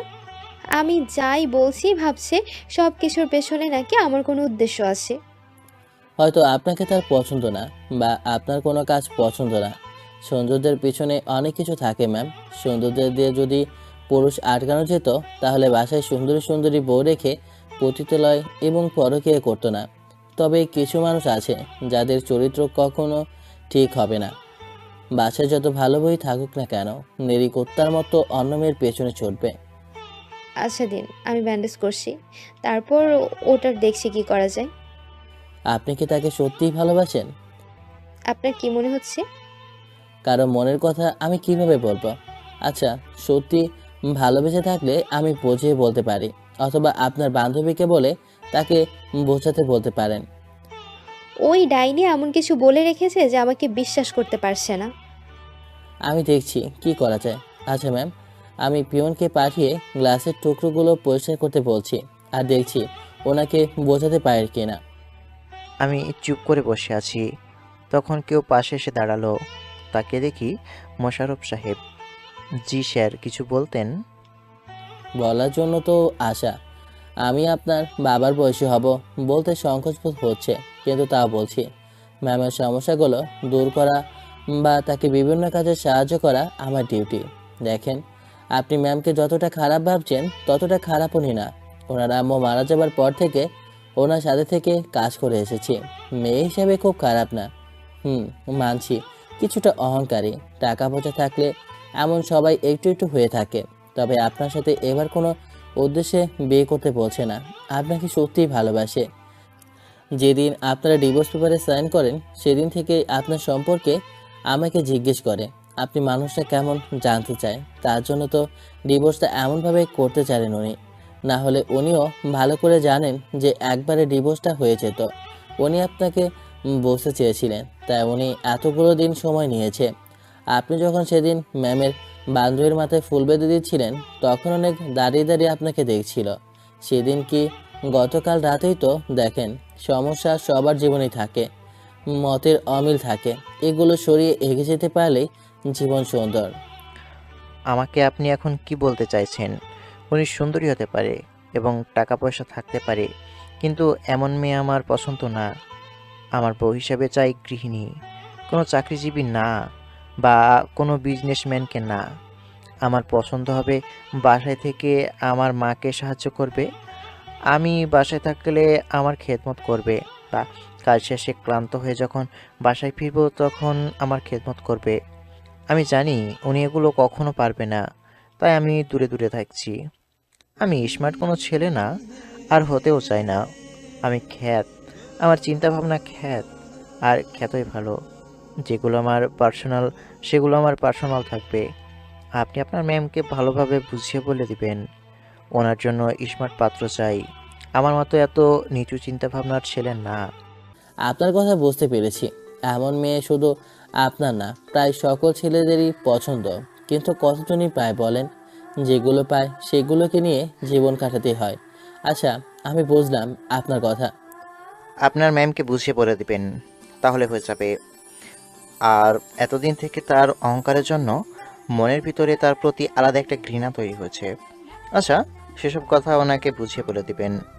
মোশাররফ সাহেব উঠে চলে গেলেন। আমি কিছুক্ষণ বসে থেকে অফিসের ভিতরে চলে এলাম। লাঞ্চের সময় চুপচাপ খাচ্ছি, তখন কেউ পাশে এসে দাঁড়িয়েছে। দেখি নীলিমা আপু। আপনি দাঁড়িয়ে কেন আপু? বসেন। চাকরি আছে না গেছে? আরে মনে হচ্ছিল ম্যামের কেবিনে অনেকক্ষণ ছিল, তারপর ম্যামের কেবিন থেকে বাইরে চলে গিয়েছিল, ওখানে অনেকক্ষণ থেকে তারপর অফিসে। কারণটা কি? কারণটা খুব সোজা, অনেক কথা শুনিয়েছে, তাই মন খারাপ করে বাইরে বসেছিলাম। এত বড় একটা ডিল নষ্ট হয়ে গেছে, আমাকে কি এত সহজে ছেড়ে দিবে ভেবেছেন? তাও একটা কথা। জি, লাঞ্চ কি শেষ, না মাত্র এলেন? না, আসলাম। ম্যাম হঠাৎ করে এই রেস্টুরেন্টে? এখন পর্যন্ত আমরা ছাড়া তো উনি এখানে কখনো আসেনি। এই মেয়ের মাথা গেছে। শালা, আগে যদি জানতাম তাহলে এমন প্রস্তাবে রাজি হতাম না। জানবো কিভাবে, বুঝবো কিভাবে? আগে যে অ্যাটিটিউড দেখালো, মনে হচ্ছে আমাকে পাত্তাই দিবে না, আমার সাথে প্রয়োজন ছাড়া কথা বলবে না, কিন্তু এখন দেখি পুরো উল্টো। মিস, আপনার নাম কি যেন? জি ম্যাম, আমি নীলিমা। মিস নীলিমা, আপনি এখন যান। এ কি করতে যাচ্ছে? নীলিমাপু চলে গেল, যেতেই বলল, মেয়েদের সাথে চিপকে থাকতে খুব ভালো লাগে, তাই তো? যখন দেখি মেয়ে পাশে আছে। আমি মেয়েদের পাশে যাই না, ওনারাই আসে। কত কিউট আমি, এমন কিউট একটা ছেলের সাথে কেনা কথা বলতে চাই বলেন? তাই না? এগুলো পরে দেখছি আমি। সেসব বাদ দিয়ে আজকে গিয়ে আপনি আম্মুর সাথে কথা বলবেন। অবাক হওয়ার কিছু নেই, আমি যেটা বলছি সেটা করবেন। আর না হলে আমি গিয়ে আম্মুর সাথে কথা বলবো। আচ্ছা ম্যাম, আপনি কি মদ বা ড্রিঙ্কস করেন বা নেশা জাতীয় দ্রব্য খেয়ে থাকেন? না শোনা, আমি ওগুলো কিছু খাই না। তবে একবার ড্রিঙ্কস খাওয়া হয়েছে, একবার না কয়েকবার হয়েছে। আর এখন আমি তোমার নেশায় আসক্ত। খাবার খাওয়া বাদ দিয়ে ম্যামের দিকে তাকিয়ে আছি। হঠাৎ এত প্রেম কোথা থেকে আসলো? না, আমাকে তার কাজের জন্য ব্যবহার করবে? যদি কোনো কাজের জন্য হতো তাহলে তো সরাসরি বলতে পারে, যেমন বিয়ে ডিলটা করেছিল। এত কি ভাবো? তেমন কিছুই না, আপনি আমার বাকি টাকাগুলো দিয়ে দেন। মাত্র 3 লাখ তুমি চাইলে আমার সমস্ত কিছু তোমাকে দিয়ে দিতে পারি। আমি যদি আপনার সব কিছু নিয়ে তাড়িয়ে দিই? এতটুকু বিশ্বাস আছে যে তুমি সেই রকম কিছু করবা না, তোমার মনে যদি এরকম কিছু থাকতো তাহলে এত কিছু পাবার পর ফেরত দিতা না। আর তুমি আমার পিএসকে সেদিন কি বলেছো সেটাও ওনার থেকে শুনেছি। আমি তোমার সততা দেখে ফিদা। আমি অত কিছু বুঝি না, তুমি যদি না বলো আম্মুকে আমি সব কিছু বলবো। ম্যাম উঠে চলে গেল। আমি বেশি কিছু না ভেবে খাওয়া শেষ করে চলে আসি অফিসে। কি যে একটা ঝামেলায় পড়লাম। অফিস শেষ করে সন্ধ্যায় বাড়ি এলাম। এসে ফ্রেশ হয়ে মাকে উদ্দেশ্য করে বললাম, মা তোমাকে কিছু বলার আছে। কি বলবি বল। তোমাকে অনেক বড় একটা মিথ্যা বলেছি, আমাকে মাফ করে দাও। কি হয়েছে বলবি তো, না বলে এইসব বলে যাচ্ছে। মাকে সব কিছু বললাম। মা সব কিছু শুনে আমার দিকে তাকিয়ে আছে। আমাকে মাফ করো, আমি তোমাকে না বলে এমন একটা কাজ করে ফেলেছি। একবারেও ভাবলি না তোর উপর কেমন একটা দাগ লেগে যাবে? তোকে আর কি বলবো বল, যেটা হয়ে গেছে আর তো ঠিক হয়ে যাবে না বা পরিবর্তন করাও সম্ভব না। মেয়েটা যখন থাকতে চাইছে তখন আর সমস্যা কোথায়? সমস্যা অনেকগুলো, তুমি বুঝতে পারছো না। যদি কখনো খোঁটা দেই তখন কেমন লাগবে? আর যদি তোমাকে কিছু বলে তখন আমার কেমন লাগবে? আমরা যেমন সাধারণ, তেমনি সাধারণ কাউকে নিয়ে আসবো। এমন তো নাও হতে পারে, তাই না? যদি হয় তো কি হবে? আচ্ছা, বিয়েটা কি তোর কাছে খেলনা মনে হয়? বিয়ে একবারই হয়, বিয়েটা যেমনভাবে হোক হয়েছে তো। এসব ডিভোর্স ভালো কিছু না, এগুলো ভালো না। মেয়েটা যখন বলছে তখন তোর সমস্যা কোথায়? আচ্ছা ঠিক আছে, তুমি যখন বলছো তখন না হয় বলবো। জানি তুমি কষ্ট পেয়েছো, তার জন্য সরি। আচ্ছা ঠিক আছে, আমি কিছু মনে করিনি, তোর মন খারাপ করতে হবে না। মায়ের সাথে কথা বলতে লাগলাম। এক সময় বলল, মেয়েটার নাম্বার আছে না, বৌমার নাম্বার আছে না, ফোন দে, আমি কথা বলবো। মায়ের দিকে একটু তাকিয়ে থেকে বললাম, না নেই, কখনো ফোন দিইনি। একবার ফোন দিয়েছিল, কিন্তু কোনটা নাম্বার ভুলে গেছি।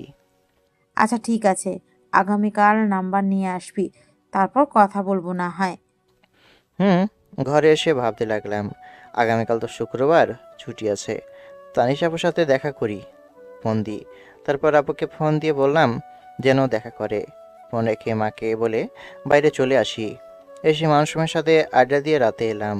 তারপর খাবার খাওয়া শেষ করে দিলাম ঘুম। পরের দিন সকালে ঘুম থেকে উঠে ফ্রেশ হয়ে খাওয়া শেষ করে রুমে আসতে দেখি ফোন বাজছে। ফোন রিসিভ করে সালাম দিয়ে বললাম, জি, কে বলছেন আপনি? তোমার ফোনে আমার নাম্বার সেভ করা নেই? না, আসলে প্রয়োজন মনে করিনি। জি বলেন, কি বলবেন? তোমার ইচ্ছে। আর আম্মুকে বলছো সব কিছু? জি বলেছিলাম। আপনার সাথে কথা বলতে চেয়েছিল, কিন্তু আপনার নাম্বার না থাকায় ফোন দিতে পারিনি। আচ্ছা, এখন আমি ফোন দাও। আচ্ছা, ফোন নিয়ে গিয়ে মাকে ফোন এগিয়ে দিয়ে বললাম, এই যে রাতে কথা বলতে চেয়েছিলা, কথা বলো। মাকে ফোন দিয়ে ঘরে চলে এলাম। জানি না তাদের ভিতরে কি কথা হলো। একটু পরে এসে মা ফোন এগিয়ে দিয়ে বলল, বাজার থেকে ঘুরে আয় তো, শাক সবজি মাছ মাংস নিয়ে আসবি। মায়ের কথা শুনে বুঝলাম আসছে, তাই বললাম, আচ্ছা ঠিক আছে। পকেটে ফোন নিয়ে বাসা থেকে বেরিয়ে চলে আসি বাজারে। তারপর শাকসবজি মাছ মাংস নিয়ে বাসার সামনে আসতে দেখি বাসার সামনে গাড়ি দাঁড় করানো আছে। ভিতরে এলাম, দেখি ম্যাম, তানিশা আপু আর মা বসে আছে। এই যে নাও, সব কিছু নিয়ে এসেছি। ম্যাম আমাদের বাসায় খাবার খেতে পারে তবেই। রাখ তোর ফালতু কথা, এত যে বেশি কথা বলো। আমাকে বকা খাওয়া দেখে ইরা হাসছে, আবার হাসি দেখানো হচ্ছে। কেমন আছো বলো? আলহামদুলিল্লাহ ভালো, তুমি? আলহামদুলিল্লাহ ভালো। আচ্ছা গল্প করো, আমি ঘরে যাই। তারপর ওখান থেকে ঘরে চলে এলাম। এসে চুপ করে বসে আছি। কারো আসার শব্দ পেয়ে দরজার দিকে তাকাতে দেখি ম্যাম। জি, কিছু কি বলতেন? না, দেখতে এলাম রুমটা কেমন। রুম তো দেখি গোছানো আছে। জি, মা গুছিয়ে রাখে। আপনি যে আসলেন, খেতে পারবেন তো আমাদের বাড়ির খাবার? আর বসতে পারছেন এসব চেয়ারে? পাগলেও নিজের ভালো বুঝে, কিন্তু আপনি বুঝেন না। এমনভাবে তাকিয়ে থাকেন কি জন্য? না, এমনিতেই। আচ্ছা, তোমার আমাকে এইসব না বললে কি পেটের ভাত হজম হয় না? আমাকে কি তোমার মানুষ মনে হয় না? মনে কেন হবে না? তবে মানুষের ভিতরে তো জাতভেদ আছে। আপনারা উঁচু লেভেলের, তাই বললাম। আপনি যে এমন করবেন জানলে কখনোই ওই প্রস্তাবে রাজি হতাম না। আমি ভাবলাম আপনাকেও সাহায্য করা হবে আর আমারও কিছু টাকা হবে, তাই এমন চুক্তি করেছি। যা হয়েছে ভালো হয়েছে। আচ্ছা শোনো, আগামীকাল থেকে আমার বাসায় তুমি আর আম্মু থাকবা। আম্মুর সাথে কথা হয়েছে এবং উনি রাজি হয়েছেন।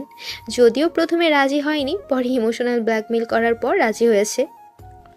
সব বুঝলাম, কিন্তু একটা কথা শুনে রাখবেন। যদি আমাকে বা আমার মাকে কোনো এক কথা খোঁটা দিয়ে বলেছেন বা রেগে বলেন, আপনি যেভাবে বলেন না কেন, সেদিনই আপনি আমার লাইফে এবং আপনার বাসায় শেষ দিন। ওই কাগজপত্র লাগবে না, মৌখিক তালাক দিয়ে রেখে দেব। আচ্ছা, তোমার এমন কেন মনে হচ্ছে? কারণ বড় লোকরা এমনই, খোঁটা দিবেই।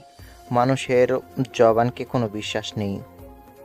আচ্ছা, আমাকে কি তোমার মানুষ মনে হচ্ছে না, না অমানুষ মনে হচ্ছে? গতকাল থেকে আমাকে সেই পরিমাণ বলেছো, তার সব সহ্য করেছি, না উত্তর দিয়েছি না প্রতিবাদ করেছি। আমি তো চাইছি আপনি প্রতিবাদ করেন, আপনি দূরে চলে যান। আমি তো সেটাই চাচ্ছি। আবার আপনি আমার দিকে এমন করে তাকিয়ে আছেন কেন? আমি কি অন্য পুরুষের দিকে তাকিয়ে আছি? আমি আমার বরের দিকে তাকিয়ে আছি। আর তোমার সমস্যা হবার তো কথা না, তাই না? আপনার এমন চেয়ে থাকার কারণ খুঁজে পেলাম না। আমাকে এমনভাবে দেখার কি আছে? অনেক কিছুই আছে, আবার কোনো কিছুই নেই। সেটা বড় কথা নয়। কথা হচ্ছে তোমাকে পড়াশোনা শেষ করতে হবে, নিয়মিত কলেজে যেতে হবে। তুমি ডিগ্রির ফার্স্ট না সেকেন্ড ইয়ারে জানো? জি, সেকেন্ড ইয়ারে। যে ভার্সিটিতে আমি পড়তাম বা তানিশা পড়েছে, ওখানে অনার্স প্রথম বর্ষে ভর্তি করিয়ে দিচ্ছি। তুমি ওখানে অনার্স থেকে পড়বা। এমনভাবে তুমি তাকিয়ে আছো কেন? আমি এখানে পড়াশোনা শেষ করলে সমস্যা কোথায়? ওখানে পড়াশোনার মান খুব ভালো না। আর দুইটা কলেজের ভেতরে ভালো কোনটা? পড়াশোনার মান কোনটার ভালো? আচ্ছা ঠিক আছে, আপনি দেখি এখন আমার অভিভাবক হয়ে গেছেন। না তো, আমি তোমাকে আমার অভিভাবক বানাতে চাই। আচ্ছা, সেই সব কথা বাদ দাও। আগামীকাল তোমার কলেজে গিয়ে সব কিছুর সার্টিফিকেট তুলে নিবা। আচ্ছা, আমি সাথে থেকে সব কিছু করে দিব, ওইটাই ভালো হবে। আর আজকে আবার সন্ধ্যায় কাজী অফিসে যাওয়া লাগবে। কেন? হ্যাঁ, মনে হচ্ছে কিচ্ছু বোঝো না? আম্মুর সাথে থাকবে, বুঝেছো? জি বুঝলাম। আচ্ছা, চুক্তি অনুযায়ী আমার টাকাটা তো দিলেন না? রাতে সব টাকা দিয়ে দেব। লাগতো না আপনার টাকা, আমি আপনার থেকে কোনো কিছুই নিব না। আমি কি আসতে পারি আপনাদের মাঝে? আরে আসো আসো, কেন পারবে না? আর শোনো, যদি কোনো মেয়ের আশেপাশে গেছো তাহলে তোমার খবর আছে। আর কোনো মেয়ের চুলের খোপায় তো বেলি ফুল বেঁধে দাও দূরের কথা। আর তুই শুনে রাখ, আমার বরের আশেপাশে যাবি না। তুই কেমন বোন হলি না হলি সেটা আমায় দেখার বিষয় না। শোন, তোর পরিচয় হবে 35 দিন মতো, আর আমার সাথে পরিচয় বেশ কয়েক মাস। আর আমি ওর বড় বোন হই। তোর থেকে ওর ওপর আমার অধিকার বেশি। ও আমার চুলের খোপায় ফুল বেঁধে দিবে। আজ্ঞে যে না, আমার অধিকার আপনার থেকেও বেশি। আর যদি আমি ছাড়া যদি অন্য কোনো মেয়ের চুলে ফুল বেঁধে দিয়েছো তো ওনার হবে ভালোভাবেই। আমার উপর কার অধিকার নেই? আমার কাজ নেই, কাম নেই, ছোট বাচ্চাদের মতো ঝগড়া করে। আমার কথা শুনে দুজনে মিটমিট করে হাসছে। দুপুরে গোসল করে নামাজ পড়ে এলাম। ম্যামের নিচে পার্টিতে বসতে দেখে কিছু বলতে কেউ বললাম না। আমি গিয়ে একপাশে বসলাম। মা সবাইকে খাবার দিল। আমি খাওয়া শেষ করে রুমে চলে এলাম। বিকেলে আবারও সবাই কাজী অফিসে আসি। কাজী আমাদের দেখে বললেন, বাহ, আবারও আসলেন? আবারও বিয়ে করে ডিভোর্স করবেন নাকি? আর কোনো কিছুই হবে না, এটাই শেষ। যা যা পেপার লাগবে এখানে আছে। সুবুদ্ধি হইল, ভালো। ওকে দেন তাহলে। কাজী তার কাজ শুরু করলেন। আবারও নতুন করে বিয়েটা হয়ে গেল। ইরা সবাইকে তার বাসায় নিয়ে এলো। আপনি যে এমনভাবে বিয়ে করলেন, আপনার বিজনেস পার্টনারগুলো তো জানলো না? আপনি না, তুমি করে বলো। আমি তোমার বউ, ওকে? তোমার এমনভাবে বিয়ে করা মানালো না। তোমার বিজনেস পার্টনারগুলো তো জানতেই পারলো না। একটা পার্টিতে সবাইকে ইনভাইট করে জানিয়ে দেব। ওগুলো নিয়ে তোমাকে ভাবতে হবে না। আম্মু কি করছে দেখি। আমিও যাব। দেখি বাসার কাজের মেয়ের সাথে মা বাসা ঘুরে ঘুরে দেখছে। বাহ, ভালো তো। তোমার কাজিন নেই না, মানে মামা মামি খালাম্মা ফুপি চাচা এরা? সবাই আছে, তবে কারোর সাথে আমার সম্পর্ক ভালো না। এই তুমি কেমন বলবা যে তোমার সাথে কারো সম্পর্ক ভালো নেই? আমার ক্যারেক্টার একদম বাজে। এই যে সোজাসুজি মুখের উপর সত্য কথা বলে দিই, সেটা বড় হোক বা ছোট, তাই আমাকে কেউ পছন্দ করে না, আর তাই কারোর সাথে কোনো সম্পর্ক নেই। ও আচ্ছা, বুঝলাম। একা একা থাকতে খারাপ লাগতো না? কেন লাগবে না? আম্মু নেই, আব্বু নেই, কষ্ট প্লাস অনেক খারাপ লাগে, একাকিত্ব ফিল হয়। বাসার কাজের লোক অনেক আছে, তবুও একা একা লাগে। আর চিন্তা নেই, এখন আম্মু পেয়ে গেছি। তোমার কোনো আম্মু নেই, ওটা আমার আম্মু। সত্যি এমন, না এমন অভিনয় করছে? ছোট বাচ্চাদের মতো স্বভাব। দেখতে থাকি, তাহলে বুঝতে পারবো। আচ্ছা, নিয়ে যাও। নিয়েছি তো। আম্মু দেখি কলেজের মেয়েটার সাথে বেশ গল্প জমিয়েছে। সেটাই তো দেখছি। সময়গুলো কেটে রাত হয়ে গেল। তিনজনে একসাথে বসে খাবার খেলাম। মাকে একটা রুম দেখিয়ে দিয়েছে। মা, মেডিসিন খেয়ে শুয়ে যাও। মেডিসিন শেষ হয়ে যাবে। আচ্ছা, আগামীকাল গিয়ে নিয়ে আসবো। আচ্ছা, তুমি ঠিকমতো খেলে না যে? অসুস্থ কি তুমি? না, আমি ঠিক আছি। কেন জানি ঠিক মতো খেতে পারলাম না। রাতও অনেক হয়েছে। আমি গিয়ে এবার ঘুমিয়ে পড়ি। আর রাত না জেগে তোমরাও ঘুমিয়ে যাও। জি আম্মু। আম্মু, কোনো সমস্যা হলে জানাবেন। আরে না মা, কোনো সমস্যা নেই। আর হলে অবশ্যই বলবো, টেনশন করিও না। আমার অনেক ঘুম আসছে, আমি ঘুমিয়ে গেলাম। আল্লাহ হাফেজ। খাওয়া শেষ করে ছাদে চলো। এত সুন্দর হয়ে চাঁদ উঠেছে, মুহূর্তটাকে এনজয় করব। চলো। তারপর খাওয়া শেষ করে ছাদে চলে এলাম। দেখি সুন্দর একটা দোলনা আছে, ওখানে গিয়ে বসলাম। ইশারা করে আমাকে ইরাতার কোলে মাথা রাখতে বলল। আমিও দেরি না করে কোলে মাথা রেখে ওর দিকে তাকালাম। মনে হচ্ছে কত আগে থেকে আমাদের প্রেম চলছে, তাই না? সেটাই মনে হচ্ছে। হুম। আচ্ছা, তোমার আপন কেউ নেই? বংশের অনেকেই আছে, তবে নানির বাড়ির কারোর সাথে সম্পর্ক নেই। কারণ মা আর আব্বা রিলেশন করে বিয়ে করেছিল। শুনেছি নানারা নাকি অনেক বড়লোক ছিল। মাকে তারা ত্যায্য করে দিয়েছিল। আর আমার দাদা নাকি তাও বাড়ি থেকে আব্বাকে এবং মাকে বের করে দিয়েছিল। আব্বার কাছে কিছু টাকা ছিল, তাই তখন ওই জমিটুকু কিনে ওভাবে চলার মতো একটা বাড়ি করে। আর ছোট একটা চাকরি করতো, ওখান থেকেই তাদের চলতো। আমার বয়স যখন 10, তখন আব্বা অ্যাক্সিডেন্ট করে মারা যান। তারপর থেকে আমি কাজ করে যেমনভাবে পারি তেমনই সংসার চালিয়েছি। কখনো খেতে পেয়েছি ঠিকমতো, আবার কখনো পাইনি। তোমরা দেখে অনেক কিছু সহ্য করছো, আম্মু বেশি কষ্ট সহ্য করেছে। আচ্ছা, তুমি কি তোমার নানির বাসায় কাউকে চেনো না, বা তোমার দাদার বাসার কাউকে? না, আমি কখনো দেখিনি, তো চিনব কিভাবে? চিনলে বলতাম যে আম্মু আর আব্বুকে এমনভাবে কষ্ট দেওয়ার জন্য প্রতিশোধ নিয়ে নিতে। কেমন আব্বু আর আম্মুকে কষ্ট দিয়েছে, মেনে নিলে কি এমন ক্ষতি হতো? ছেলে মেয়ে সুখে থাকলেই তো বাবা মায়ের সুখে থাকার কথা। আরে ওগুলো বাদ দাও, ওগুলো করার প্রয়োজন নেই। তবু সুযোগ পেলে আমিও ছাড়বো না। শুনেছিলাম তোমার নাকি একটা বয়ফ্রেন্ড ছিল। না, আসলে ছিল একটা প্রতারক। শালা 2-1 দিন পর পর টাকা চাইতো। টাকা কোনো ম্যাটার না, তবে একদিন অন্য বেডির সাথে আমার সামনে ধরা পড়ে যায়, সেদিনই ব্রেকআপ করে নিই। আমি তো তোমাকে এমনি মিথ্যা বললাম। কিন্তু আমি সত্যি কথা বলতাম। তবে আগেই বলে দিচ্ছি, আমাকে এটা নিয়ে খোঁচাবা না।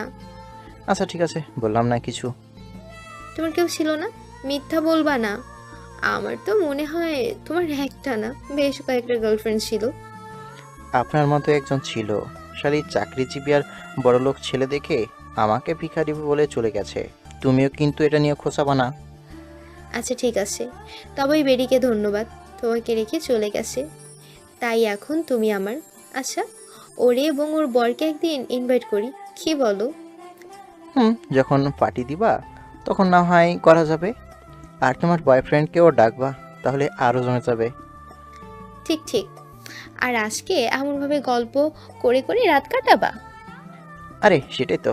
আচ্ছা রাইট বলে এক লাফ দিয়ে উঠে দাঁড়িয়ে গেছি। আমার এমনভাবে উঠাতে ঘাবড়ে গেল। আরে তেমন কিছুই হয়নি। তাহলে এমন ভাবে উঠলা কেন? কোনো সমস্যা? না তো, তবে দেখি বলে ইরাকে কোলে তুলে নিলাম। কি হলো, এমনভাবে তাকিয়ে আছো কেন?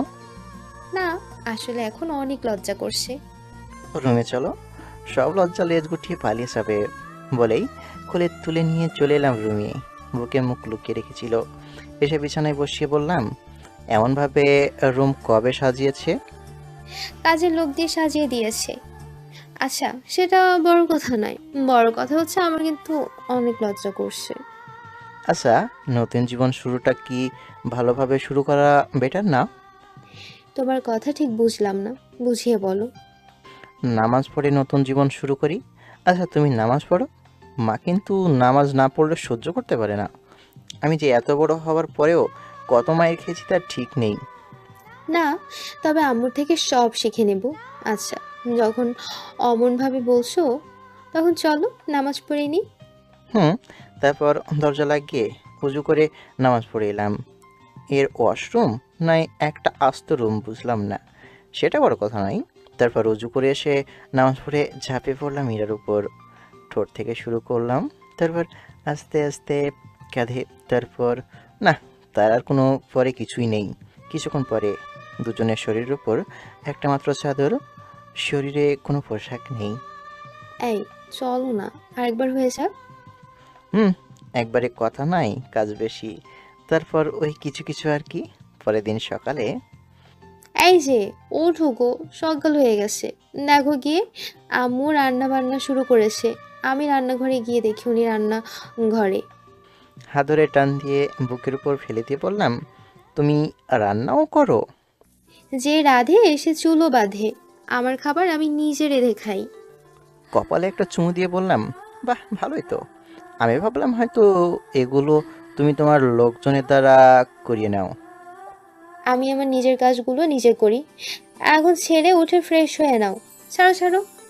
ছেড়ে দেওয়ার জন্য কেমনভাবে ধরেছি নাকি? আচ্ছা আসো, আর এক রাউন্ড গেম খেলি। আগে জি না, এখন কোনো কিছুই হবে না। ছাড়ো আমাকে। আরে ছাড়ো না। একটু টেনে ঠোঁটের সাথে ঠোঁট মিলিয়ে কিস করতে লাগলাম। একটু পরে ছেড়ে দিতেই ছি, বাসি মুখে কিস করলো। ছাড়ো বলছি, ছাড়ো। আরো শক্ত করে টেনে উপরে শুয়ে বললাম, আমি তো ছাড়ছি না। দরজা খোলাই আছে, কাজের লোকজন এই দিকে কেউ আসবে না, কিন্তু আম্মু তো রাখতে আসতে পারে। ছাড়ো বলছি। আরে ছাড়ো না। রাতে তো দুষ্টুমি করে এখন আবার শুরু করেছে। কে শুনে কার কথা। ঠোঁটে একটা চুমু দিয়ে বললাম, মা রান্নাঘরে আছে, আসবে না? যদি চলে আসে? আরে ধুর, ওঠো না তুমি। আচ্ছা ঠিক আছে, ছেড়ে দিলাম। কিন্তু ছাড়ার আগে আবারও ঠোঁটে ঠোঁট লাগিয়ে কিস করতে শুরু করি। একটু পরে ছেড়ে দিয়ে বললাম, যাও এবার। আমি উঠে ফ্রেশ হইনি। গতকাল পোশাক নিয়ে এসেছিলাম, ওগুলো নিয়ে ওয়াশরুমে এসে ফ্রেশ হয়ে বাইরে এলাম। মা টেবিলে সব খাবার রেডি করে রেখেছে। তারপর সবাই মিলে একসাথে খেয়ে নিলাম। আম্মু, আপনার প্রয়োজনীয় সব কিছু নিয়ে এখানে চলে আসেন। আমি ড্রাইভার এবং দুজন লোক পাঠিয়ে দিচ্ছি। আপনি বলে দিবেন কি কি নেবেন। কাজের লোকজন গাড়িতে তুলে নিবে। আর একটু কলেজের দিকে যাব, তাই না হলে আপনার সাথে যেতাম। আমি ওখানে থেকে কি নিব? আমার মেয়ের তো এখানে সব কিছু আছে। তাও কিছু স্মৃতির জিনিস থাকে না, আব্বুর হয়তো রেখে যাওয়া স্মৃতি থাকতে পারে। আচ্ছা ঠিক আছে, আর তোমরা কলেজে কি জন্য যাবা? আপনার ছেলে কি পড়াশোনা শেষ হয়েছে? কম করে হলেও গ্রাজুয়েট সম্পন্ন করতে হবে। আমি যেখানে পড়াশোনা করি সেখানে ভর্তি করিয়ে তারপর আসব। কোন কলেজে? তানিশা যেখানে পড়াশোনা করে ওখানে? হুম। আম্মু, খাবার কিন্তু বেশ মজাদার হয়েছে। আসসালামু আলাইকুম ম্যাম, কেমন আছেন আপনি? ওয়ালাইকুম আসসালাম। আলহামদুলিল্লাহ ভালো। আপনি কেমন আছেন? আলহামদুলিল্লাহ ভালো। আপনারা কেমন আছেন? আলহামদুলিল্লাহ ভালো। আপনার খবর কি? আজকে মনে হচ্ছে খুব খুশি খুশি লাগছে। আপনারা দেখে অনেক ভালো লাগছে, তাই খুশি লাগছে। ধন্যবাদ মোশাররফ সাহেব। আপনার বোঝানোর জন্য এমন একটা দিন উপহার পেয়েছি এবং সামনেও পাবো। আমি আজকে আমার অফিসে যেতে দেরি হতে পারে বা নাও যেতে পারি। আপনি গিয়ে আজকে সব কিছু সামলে নিন। ওকে, ঠিক আছে ম্যাম। আমি তাহলে এখন অফিসে গেলাম। মোশাররফ সাহেব চলে গেল। আমি আর ইরা খাওয়া শেষ করে রুমে এলাম। দরজা লাগিয়ে ইরা গিয়ে তার পোশাক বের করলো। পোশাক নিয়ে ড্রেসিং টেবিলের সামনে এসে দাঁড়ালো। দেখি গাউন খুলছে। এই, তুমি কি আমার সামনে সব কিছু খুলবে? সমস্যা কোথায়?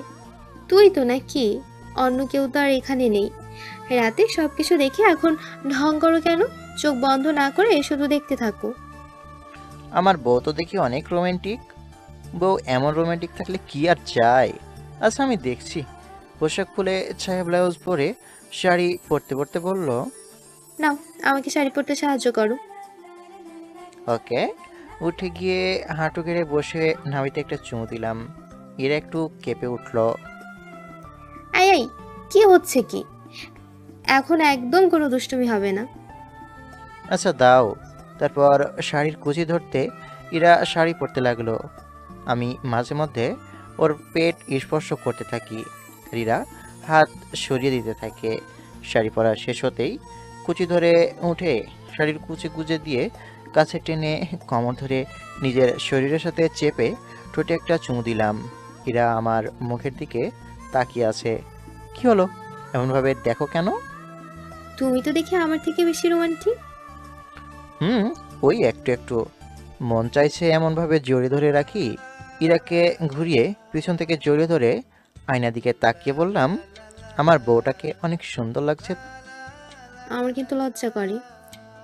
ইস্কাপ আছে না? নীল একটা ইস্কাপ বা হিজাব হলে আমার বউটাকে আরও সুন্দর লাগতো। নীলপরি নীলপরি মনে হতো। না, আসলে আমার কোনো স্কার্ফ বা হিজাব কিছুই নেই। কিনে নিতে হবে। চুল থেকে কি সুন্দর ঘ্রাণ আসছে, পাগল করে দিচ্ছে। ইচ্ছে করছে এমনভাবে জড়িয়ে ধরে থাকি। হয়েছে, এখন আর বেশি প্রেম দেখাতে হবে না। এখন চলো। ওকে, চলো। তারপর কপালে একটা চুমু দিয়ে বললাম, শাড়ি ভালোভাবে পরা হয়েছে নাকি দেখি। হয়েছে। আগে মার্কেটে গিয়ে হিজাব নিয়ে পরে তারপর কলেজের দিকে যাওয়া হবে। আগে যে দেখেছে। এখন থেকে শুধু আমি আমার বউকে দেখব, অন্য কেউ দেখতে পাবে না। বোরকা পরতে হবে, শাড়ি গাউন আর সব বাসায় যখন তখন পরবা। আর বাইরে গেলে শুধু বোরখা। আমি শুধু আমার বউকে দেখব, বুঝেছো? আচ্ছা ঠিক আছে জনাব, আপনার কথা মতোই কাজ হবে। এখন চলুন তো। তারপর মাকে বলে চলে আসি। ড্রাইভার নেইনি, ইরাই গাড়ি ড্রাইভ করছে। একটু পরে মার্কেটে চলে আসি। এসে একটা হিজাব নিয়ে পরে নিল। এই তো, আমার বউটাকে এখন অনেক সুন্দর লাগছে। এবার যাওয়া যাক। তারপর আমার কলেজে এসে সার্টিফিকেট থেকে আর সব কিছু নিয়ে ওর ভার্সিটিতে এলাম। আমি বললে নিশ্চিত এগুলো আজকে পেতাম না। ইরা সাথে ছিল, সেই পেয়ে গেছি। বিজনেসম্যান, একটা পাওয়ার আর সম্মান তো আছেই। তারপর ওখান থেকে ওনাদের ভার্সিটিতে চলে এলাম। কত স্বপ্ন সবার এখানে পড়াশোনা করার। দুজনে একসাথে হেঁটে আসতে লাগলাম। তখনই কয়েকটা মেয়ে এলো। দেখি তানিশা আপু আছে। কি রে ইরা, এটি তোর কাজই নাকি? দেখতে কত কিউট। সিঙ্গেল আছে নাকি? না, বিবাহিত। কি বলিস, বিবাহিত? দেখে তো পিছিয়ে মনে হচ্ছে। আরে বল না, এটা কে তোর? ক্রাশ খেয়েছি রে। তাহলে বাস খেয়ে নে। এটা আমার হাজবেন্ড, গতকাল বিয়ে করেছি। মজা করিস আমার সাথে? তুই বিয়ে করি আমরা কেউ জানলাম না। আরে সত্যি বল না, এটা কে তোর? তানিশা আপুর কথা শুনে সবাই এবার অবাক হয়ে ইরার দিকে তাকিয়ে আছে। তুই বিয়ে করে নিয়েছিস সত্যি? আর বিয়ে করলি তো করলি তোর থেকে ছোটকে? তো সমস্যা কোথায়? আবার এই পিচ্চিকে দেখে নাকি ক্রাশ খেলি। তারপর আরও কত কি। আর ছোট বলে কি পারি না নাকি? কোথায় কোনো সমস্যা হলো না তো? কত সুন্দরভাবে ফার্স্ট নাইট কাটিয়ে দিলাম। আচ্ছা তোমরা কথা বলো, আমি এখান থেকে যাই। তোর পিচ্ছি বরকে এমনভাবে লজ্জা দিলি যে চলে যেতে চাইছে? আচ্ছা, এমনভাবে বিয়ে করলি কেন? কিছু সমস্যার জন্য এমনভাবে বিয়ে করা। তবে সবাইকে ইনভাইট করে জানিয়ে দেব, সমস্যা নেই। ও আচ্ছা, তানিশা মনে হয় এটা জানতো না, তাই না? জানতো, তবে তাকে বারণ করেছিলাম, তাই তোদের কিছু বলেনি। আচ্ছা, আমরা প্রিন্সিপালের রুম থেকে আসছি। বাচ্চা মানুষ তো, পড়াশোনা করেনি, তাই ভর্তি করিয়ে দিই। হুম, যা যা, তোর তো দুই। দেখি তানিশ আপু ওই আপুর মুখ চেপে ধরেছে। এদের মুখে কোনো কিছুই আটকায় না। ওটা বললেও খাওয়া হবে, আর না বললেও খাওয়া হবে। চলো চলো, এদের কাছে থাকলে লজ্জা ছাড়া আর কিছুই পাবা না। ইরা আমার হাত ধরে টানতে টানতে নিয়ে যেতে লাগলো। সব কয়টা হাসাহাসি করছে। এদের সাথে থাকলে লজ্জা ছাড়া আর কিছুই পাওয়া যাবে না। কেউ বুঝতে পারছি। তারপর প্রিন্সিপালের সাথে কথা বলে কাজ শেষ করে চলে আসি। প্রিন্সিপাল বলল আগামীকাল থেকে নাকি ক্লাস করতে পারি। দেখি ওই আপুগুলো এখনও দাঁড়িয়ে আছে। ওদের কাছে যেতেই চলে যাবি? হুম, একটু মার্কেটে যাব, তারপরে ওখান থেকে অফিসে যেতে হবে। আচ্ছা, আমাদের দুলাভাইকে রেখে যা, একটু আদর যত্ন করে খেয়ে যাবে। চুপ, আমার পিচ চিকিউট বরের দিকে একদম নজর দিবি না, দিলে তোদের সব কাটার খবর আছে। আর তানিশা, নজর রাখা তোর দায়িত্ব থাকলো। আহা, এমন করছিস কেন? তোর বয়ফ্রেন্ড নিয়ে বলতাম তখন তো এমন মাইন্ড করতি না। তখন কত কি বলেছিস, আর এখন দিতে চাচ্ছিস না কেন?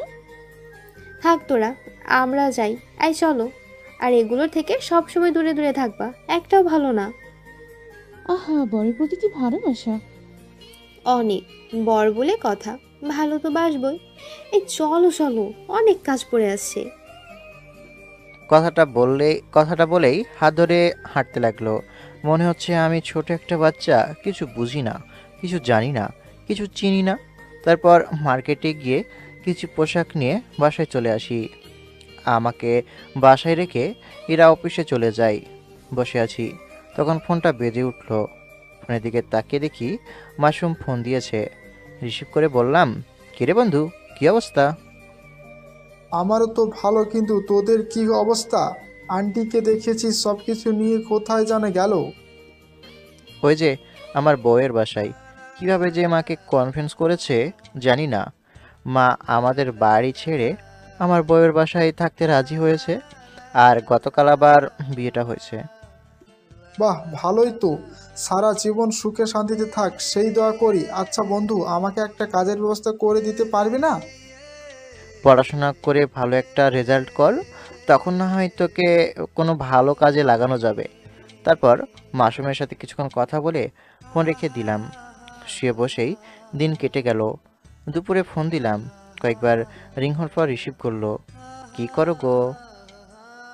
এই তো বসে আছি, লাঞ্চ করব। ও আচ্ছা, ধুর। ও আচ্ছা, ধুর, ভালো লাগছে না। মা তো বাসাতে ওদের সাথে কথা বলছে, তাই দিন কেটে যাচ্ছে। কিন্তু আমার একা একা এমনভাবে কাটতে চাইছে না দিন। ভাই, আগামীকাল থেকে তুমিও ভার্সিটিতে যাওয়া আসা শুরু করবা। হয় টিভি দেখো, আর না হলে ফোন। তাহলে তো সময় কোন দিক দিয়ে চলে যাবে বুঝতেই পারবা না। আচ্ছা, তোমার বা আমার খাওয়া হয়েছে? আমার রাতের রান্নাটা মিস হয়ে গেল। এসে খেয়ে গেলেই তো পারো। যেতে আসতে অনেকটা সময় লেগে যায়। আচ্ছা, তোমার কাছে তো ফোন নেই, তাই না? টাকা আছে, কিন্তু নেওয়া হয়নি। আমি ভেবেছিলাম একরকম, আর হয়ে গেছে আরেক রকম, তাই ফোন কিনিনি। ভেবেছিলাম তোমার কাছ থেকে যে টাকা পাবো ওগুলো দিয়ে কোনো একটা ব্যবসা করব, তাই ওই টাকা খরচ করে ফোন কিনি নাই। তবে এখন একটা ফোন নিব ভাবছি। ও আচ্ছা, তোমার কি ফোন পছন্দ, মানে কোন ব্র্যান্ডের? বাটন একটা ফোন ইউজ করি, এত ব্র্যান্ড জেনে আমার কি হবে? ওই একটা কম দামের ভিতরে হলে হয়ে যাবে আমার। বিকেলে গিয়ে ভাবছি কিনে নিয়ে আসবো। থাক, কোথাও যাওয়া লাগবে না, আমি ফোন নিয়ে চলে আসবো। আর শোনো না, miss you. I need you.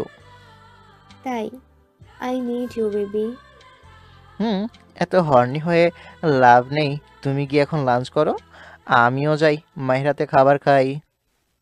ওকে ঠিক আছে, আমি রাতে আম্মুর থেকে খাইয়ে নেব, সমস্যা নেই। আচ্ছা বাই, খেয়ে নাও। ওকে ভাই। ইরা ফোন কেটে দিল। আমি ফোন রেখে বাইরে এসে আমি আর মা খাবার খেয়ে নিলাম। রুমে এসে দিলাম ঘুম। ঘুম থেকে উঠে ফ্রেশ হয়ে ছাদে এসে দোলনায় বসে আছি চুপচাপ। আর চারপাশে গাছপালা দেখছি। আশেপাশে দেখি কিছু ফুল ফলের গাছ আছে, ওগুলোই দেখা। এখন বিকেল, পাখিগুলো কিচিরমিচির আওয়াজ করছে। শুনতে ভালোই লাগছে। বাতাসে ফুলের সুবাস কেমন একটা মাতাল করে দিচ্ছে। এমন সুবাস আসছে কোথা থেকে? বাম সাইডে তাকিয়ে দেখি বেশ কয়েকটা বেলি ফুলের গাছ। রাতে তো এসব খেয়াল করিনি। পাশে ওই রকম ফুল থাকলে কি আর অন্য ফুলের দিকে নজর যায় নাকি? ফুলের গাছের দিকে এগিয়ে গেলাম। বাসার পিছন সাইডে দেখি বাহারি ফুলের গাছ। ছাদ থেকে নেমে বাড়ির পিছনটাতে ঘুরতে লাগলাম। একটা বসার জায়গা বানানো আছে, ওটায় গিয়ে বসলাম। বেশ কিছুক্ষণ পরে ফোনটা বেজে উঠলো। ফোনের দিকে তাকিয়ে দেখি ইরা ফোন দিয়েছে। রিসিভ করতেই, কোথায় আছো তুমি? এই তো বাড়ির পিছন দিকে। তুমি কোথায়? আমি বাসায়, রুমে। আচ্ছা আসি, ওয়েট। ফোন কেটে চলে আসি। এসে রুমে এসে দেখি বিছানায় বসে আছে। কি ব্যাপার, কি অবস্থা? এই তো ভালো। খুব ফুরফুরে মেজাজে আছো মনে হচ্ছে। ওই একটু একটু। ইর একটা ব্যাগ হাতে ধরিয়ে দিল। দেখি একটা ফোন বের করে বুঝতে পারছি বেশ অনেক দামি ফোন আছে। এত দামি ফোন নেওয়ার কি খুব প্রয়োজন ছিল? যত নিয়েছে। এখন থেকে এটা ইউজ করবা। আর এখন একটা চুমু দাও। I am so hungry, I need your kiss. হ্যাঁ, কিস খেয়ে পেট ভর্তি হয় নাকি? Yeah baby, I need your kiss, I need your kiss, I need your hug. দরজা আটকে এসে শুরু হলো ঠোঁটের উপর অ্যাটাক। একটু পরে ছেড়ে দিয়ে কপালে একটা চুমু দিয়ে বললাম, হয়েছে? বাকিটা রাতের জন্য রেখে দিলাম। হুম, মাথায় শুধু এখন এগুলো ঘুরে বেড়াই, তাই তো? হ্যাঁ বেবি, আর আমার একটা বেবি লাগবে। এত তাড়াতাড়ি? আমি তো এখনো বেবি হয়ে আছি। কম করে আরও 3 বছর পরে। আচ্ছা ওইসব বাদ দাও, চেঞ্জ করে ফ্রেশ হয়ে নাও। আমি ততক্ষণে ফোন দেখি। এরা চেঞ্জ করে ফ্রেশ হতে গেল। আমি আমার ফোন থেকে সিম কার্ড খুলে যেটা নিয়ে এলো ওটাই লাগিয়ে নিলাম। এমনভাবে আজকে পার হয়ে গেল। পরের দিন সকালে উঠে, এই তোমার হয়েছে? ভেতরে চলে এসো। না, তুমি ফ্রেশ হয়ে বের হয়ে এসো, তারপর আমি ভিতরে যাব। তখনই দরজা খোলার শব্দ পেলাম। কিছু না বলেই হাত ধরে ট্রেনে দরজা লাগিয়ে দিয়ে দেওয়ালের সাথে চেপে ধরে বলল, মাঝে মধ্যে এমন আর রোমান্টিক হয়ে যাও কেন? সব সময় রোমান্টিক মোডে থাকলে কি চলে নাকি? দুজনে একসাথে শাওয়ার নিয়ে বের হলাম। এরা আজকেও শাড়ি পরলো। আমার যা কাজ আর কি। একটু পরে খেতে আসি। খাওয়া শেষ করে বললাম, মা থাকো, যাই ভার্সিটিতে। আমু থাকেন, যাই। দুজনে সাবধানে যাওয়া আসা করবা। বেঁচে থাকার সম্বল আগে একজন ছিল, এখন 2 জন হয়েছ। আমি কিন্তু কাউকে হারাতে চাই না। দুজনেই সাবধানে যাওয়া আসা করবা, ওকে? ইরা গিয়ে মাকে জড়িয়ে ধরলো। চোখে পানি চিকচিক করছে। পাগল মেয়ে, কান্না করো কেন? আম্মু, আমি এগুলো মিস করে দিয়েছি, এগুলো মিস করেছি। আমি তখন বুঝি না আম্মু আব্বু কি, নিজের মন মতো চলেছি। এখন আমার অনেক আফসোস হয়, কষ্ট হয়। এখন আর করতে হবে না, আর কষ্ট পেতে হবে না। আমি তো আছি, তাই না? যদিও আমি আছি, কিন্তু আপন মা বাবার মতো তো হতে পারবো না। তবে আমার যতটুকু শক্তি আছে সেটা দিয়েই দুজনকে আগলে রাখবো, ভালোবাসবো, আদর যত্ন করব। আর ভুল করলে নিজের মেয়ের মতো করে কিন্তু শাসন করতে হবে। আচ্ছা ঠিক আছে, এবার কান্না থামাও, অনেক কান্না করলা। দুজনে সাবধানে যাও, ওকে? আল্লাহ হাফেজ। আল্লাহ হাফেজ। মা ইরার গালে একটা চুমু দিল। আমি গিয়ে গাল এগিয়ে দিতেই আস্তে করে একটা থাপ্পড় দিয়ে বলল, যা সর, আর এখন ভার্সিটিতে যা। যাচ্ছি। এখন অন্যজনকে পেয়ে তো আমাকে ভুলে যাবেই। আচ্ছা থাকো, আল্লাহ হাফেজ। এই চলো, তারপর দুজনে চলে আসি। গাড়ি থেকে নামতে যাব, তখন ইরা ইশারা দিয়ে গাল দেখিয়ে দিচ্ছে। গিয়ে 2 গালে আর কপালে একটা চুমু দিয়ে বললাম, এবার হয়েছে? খুব। আর ভুলেও মেয়েদের সাথে কথা বলবা না। আচ্ছা যাও। আমি গাড়ি থেকে নেমে গেলে ইরা চলে গেল। ভার্সিটির ভিতরে একটা ভাব নিয়ে প্রবেশ করলাম। দোস্ত, ছেলেটা কত হ্যান্ডসাম, কত কিউট, দেখছিস? এর আগে তো দেখি নাই, নতুন নাকি? ফার্স্ট ইয়ারের মাঝামাঝি এখন কেউ ভর্তি হয় নাকি? হয়তো ট্রান্সফার নিয়ে এসেছে। বড় লোক আছে মনে হয় অনেক, সব ব্র্যান্ডের পোশাক আর শু। পটাতে পারলে গিয়ে পটিয়ে নে, জীবন একবারে ঝাঁকানাকা হয়ে যাবে। সেটাই তো দেখছি, দাঁড়া গিয়ে দেখছি। আচ্ছা, যদি গার্লফ্রেন্ড থাকে তখন কি হবে? থাকতেই পারে, সমস্যা কোথায়? সব আমি ভাগিয়ে দিব। যা যা, না হলে তোর আগে কেউ প্রপোজ করে বসে থাকবে। হাঁটতে হাঁটতে আসছি, তখন সামনে এসে একটা মেয়ে এসে দাঁড়ালো। এই যে হিরো, ভার্সিটিতে আজকে নতুন মনে হচ্ছে। জি জি, আজকে নতুন ট্রান্সফার হয়ে এসেছি। বাহ, আচ্ছা, আই লাভ ইউ। প্রথম দেখাতেই আপনাকে ভালো লেগেছে? মুচকি হেসে বললাম, আমি বিবাহিত। বিশ্বাস হলো না, এই বয়সে কেউ বিয়ে করে শুনি? লাইফ এনজয় করবে, তারপরেই বিয়ে শাদী। সত্যি আমি বিবাহিত? বিশ্বাস হলো না, আপনি মিথ্যা বলছেন। সরাসরি বলেন যে পছন্দ না, এমনভাবে মিথ্যা বলার প্রয়োজন কি আছে? আচ্ছা, আপনাকে মিথ্যা বলে আমার লাভ কোথায়? আপনি কত কিউট আছেন, সুন্দর আছেন, কেউ কি রিজেক্ট করতে পারবে? সিঙ্গেল থাকলে তো আমি আপনার প্রস্তাবে এতক্ষণে রাজি হয়ে যেতাম। সমস্যা নেই, তাও প্রেম করব। এই সিমরি, কার জিনিসের দিকে হাত দিচ্ছিস জানিস তুই? জানতে পারলে তোর চোখ তুলে হাত ধরিয়ে দিব। আপু, আপনি? আর আমার বান্ধবী ইরাকে তুই তো ভালোভাবেই চিনিস। না চেনার কি আছে, আজ তো একটা গুন্ডি। ওই সিনিয়র ভাইয়াটা কি যেন বলেছিল, তখন এমনভাবে মার দিল যে হাত ভেঙে দিয়েছে। এমনভাবে কেউ কাউকে মারে? কিন্তু আপনার বান্ধবীর সাথে ওনার সম্পর্ক কোথায়? এটা ওর বর, সামান্য গালি দেওয়ার কারণে যদি মারে তাহলে এর দিকে চোখ দিলে তোর কি অবস্থা হবে ভাব। তোর চোখ তুলে তো মার্বেল খেলবে। মেয়েটা আর কোনো উত্তর দিল না, এক প্রকার দৌড়ে চলে গেল। আমার বইয়ের এইসব গুণ আছে, না জানি আর কি কি গুণ আছে। তো দুলা ভাই, কি অবস্থা আপনার? আমার বান্ধবীকে সুখ দিতে পারছেন তো? তানিশা আপু আছে, তাই আপনাকে কিছু বললাম না। উনি আমার বড় বোন বলে কথা, না হলে উত্তরটা ভালোভাবেই দিয়ে দিতাম। আর আপনার বান্ধবীকে জিজ্ঞেস করলেই পেয়ে যাবেন। তাই? আচ্ছা বলেন, কেমন আছেন আপনি? আলহামদুলিল্লাহ ভালো, আপনারা? আলহামদুলিল্লাহ ভালো। কিরে, তোর বউ তো দেখি তোকে ভালোই আপডেট করে দিয়েছে। তোর তো আমাকে একটা ট্রিট দেওয়া দরকার। আপনাকে কখন ট্রিট দেয় না বলেন? ওই রকম বড় কিছু দিতে পারি না, কিন্তু আমি আমার সাধ্য অনুযায়ী তো দিই। সেটা ঠিক আছে, এবার বড় কিছু গিফট লাগবে। আচ্ছা, তাহলে শেয়ারের সাথে কথা বলবো, সমস্যা নেই। শেয়ার আর আমি মিলে একটা গিফটের ব্যবস্থা করে দিব। কুত্তা, থাক, তোর গিফট দেওয়া লাগবে না। আচ্ছা, আন্টি কেমন আছে? শরীরের অবস্থা কেমন? আলহামদুলিল্লাহ ভালো। তোমার বাসার সবাই কেমন আছে? সবাই ভালো। আচ্ছা, ফার্স্ট ইয়ারের কোনটা ক্লাস? 3 তলা সিঁড়ি দিয়ে উঠি, ডান পাশের রুমটা। আচ্ছা ঠিক আছে, আমি আমার ক্লাসে যাই, তারপর ওখান থেকে ক্লাসে চলে এলাম। বান্ধবী, কি হলো, গেলি আর চলে আসলি যে? সুস্থ থাকলে অনেক ভালো ছেলে পাওয়া যাবে, এর দিকে নজর না দেওয়া আমার জন্য সব থেকে ভালো। এমন কথা বলিস কি জন্য? ব্যাটা বিবাহিত, আর ওই যে চতুর্থ বর্ষের একটা গুন্ডি ছিল না, ইরা, যদিও কয়েক মাস থেকে ভার্সিটিতে আসে না, ওটা ওর বর। আহারে বাস, কান্দিস না বান্ধবী, তোর জন্য বুইরা কাকু খুঁজে নিয়ে আসবো।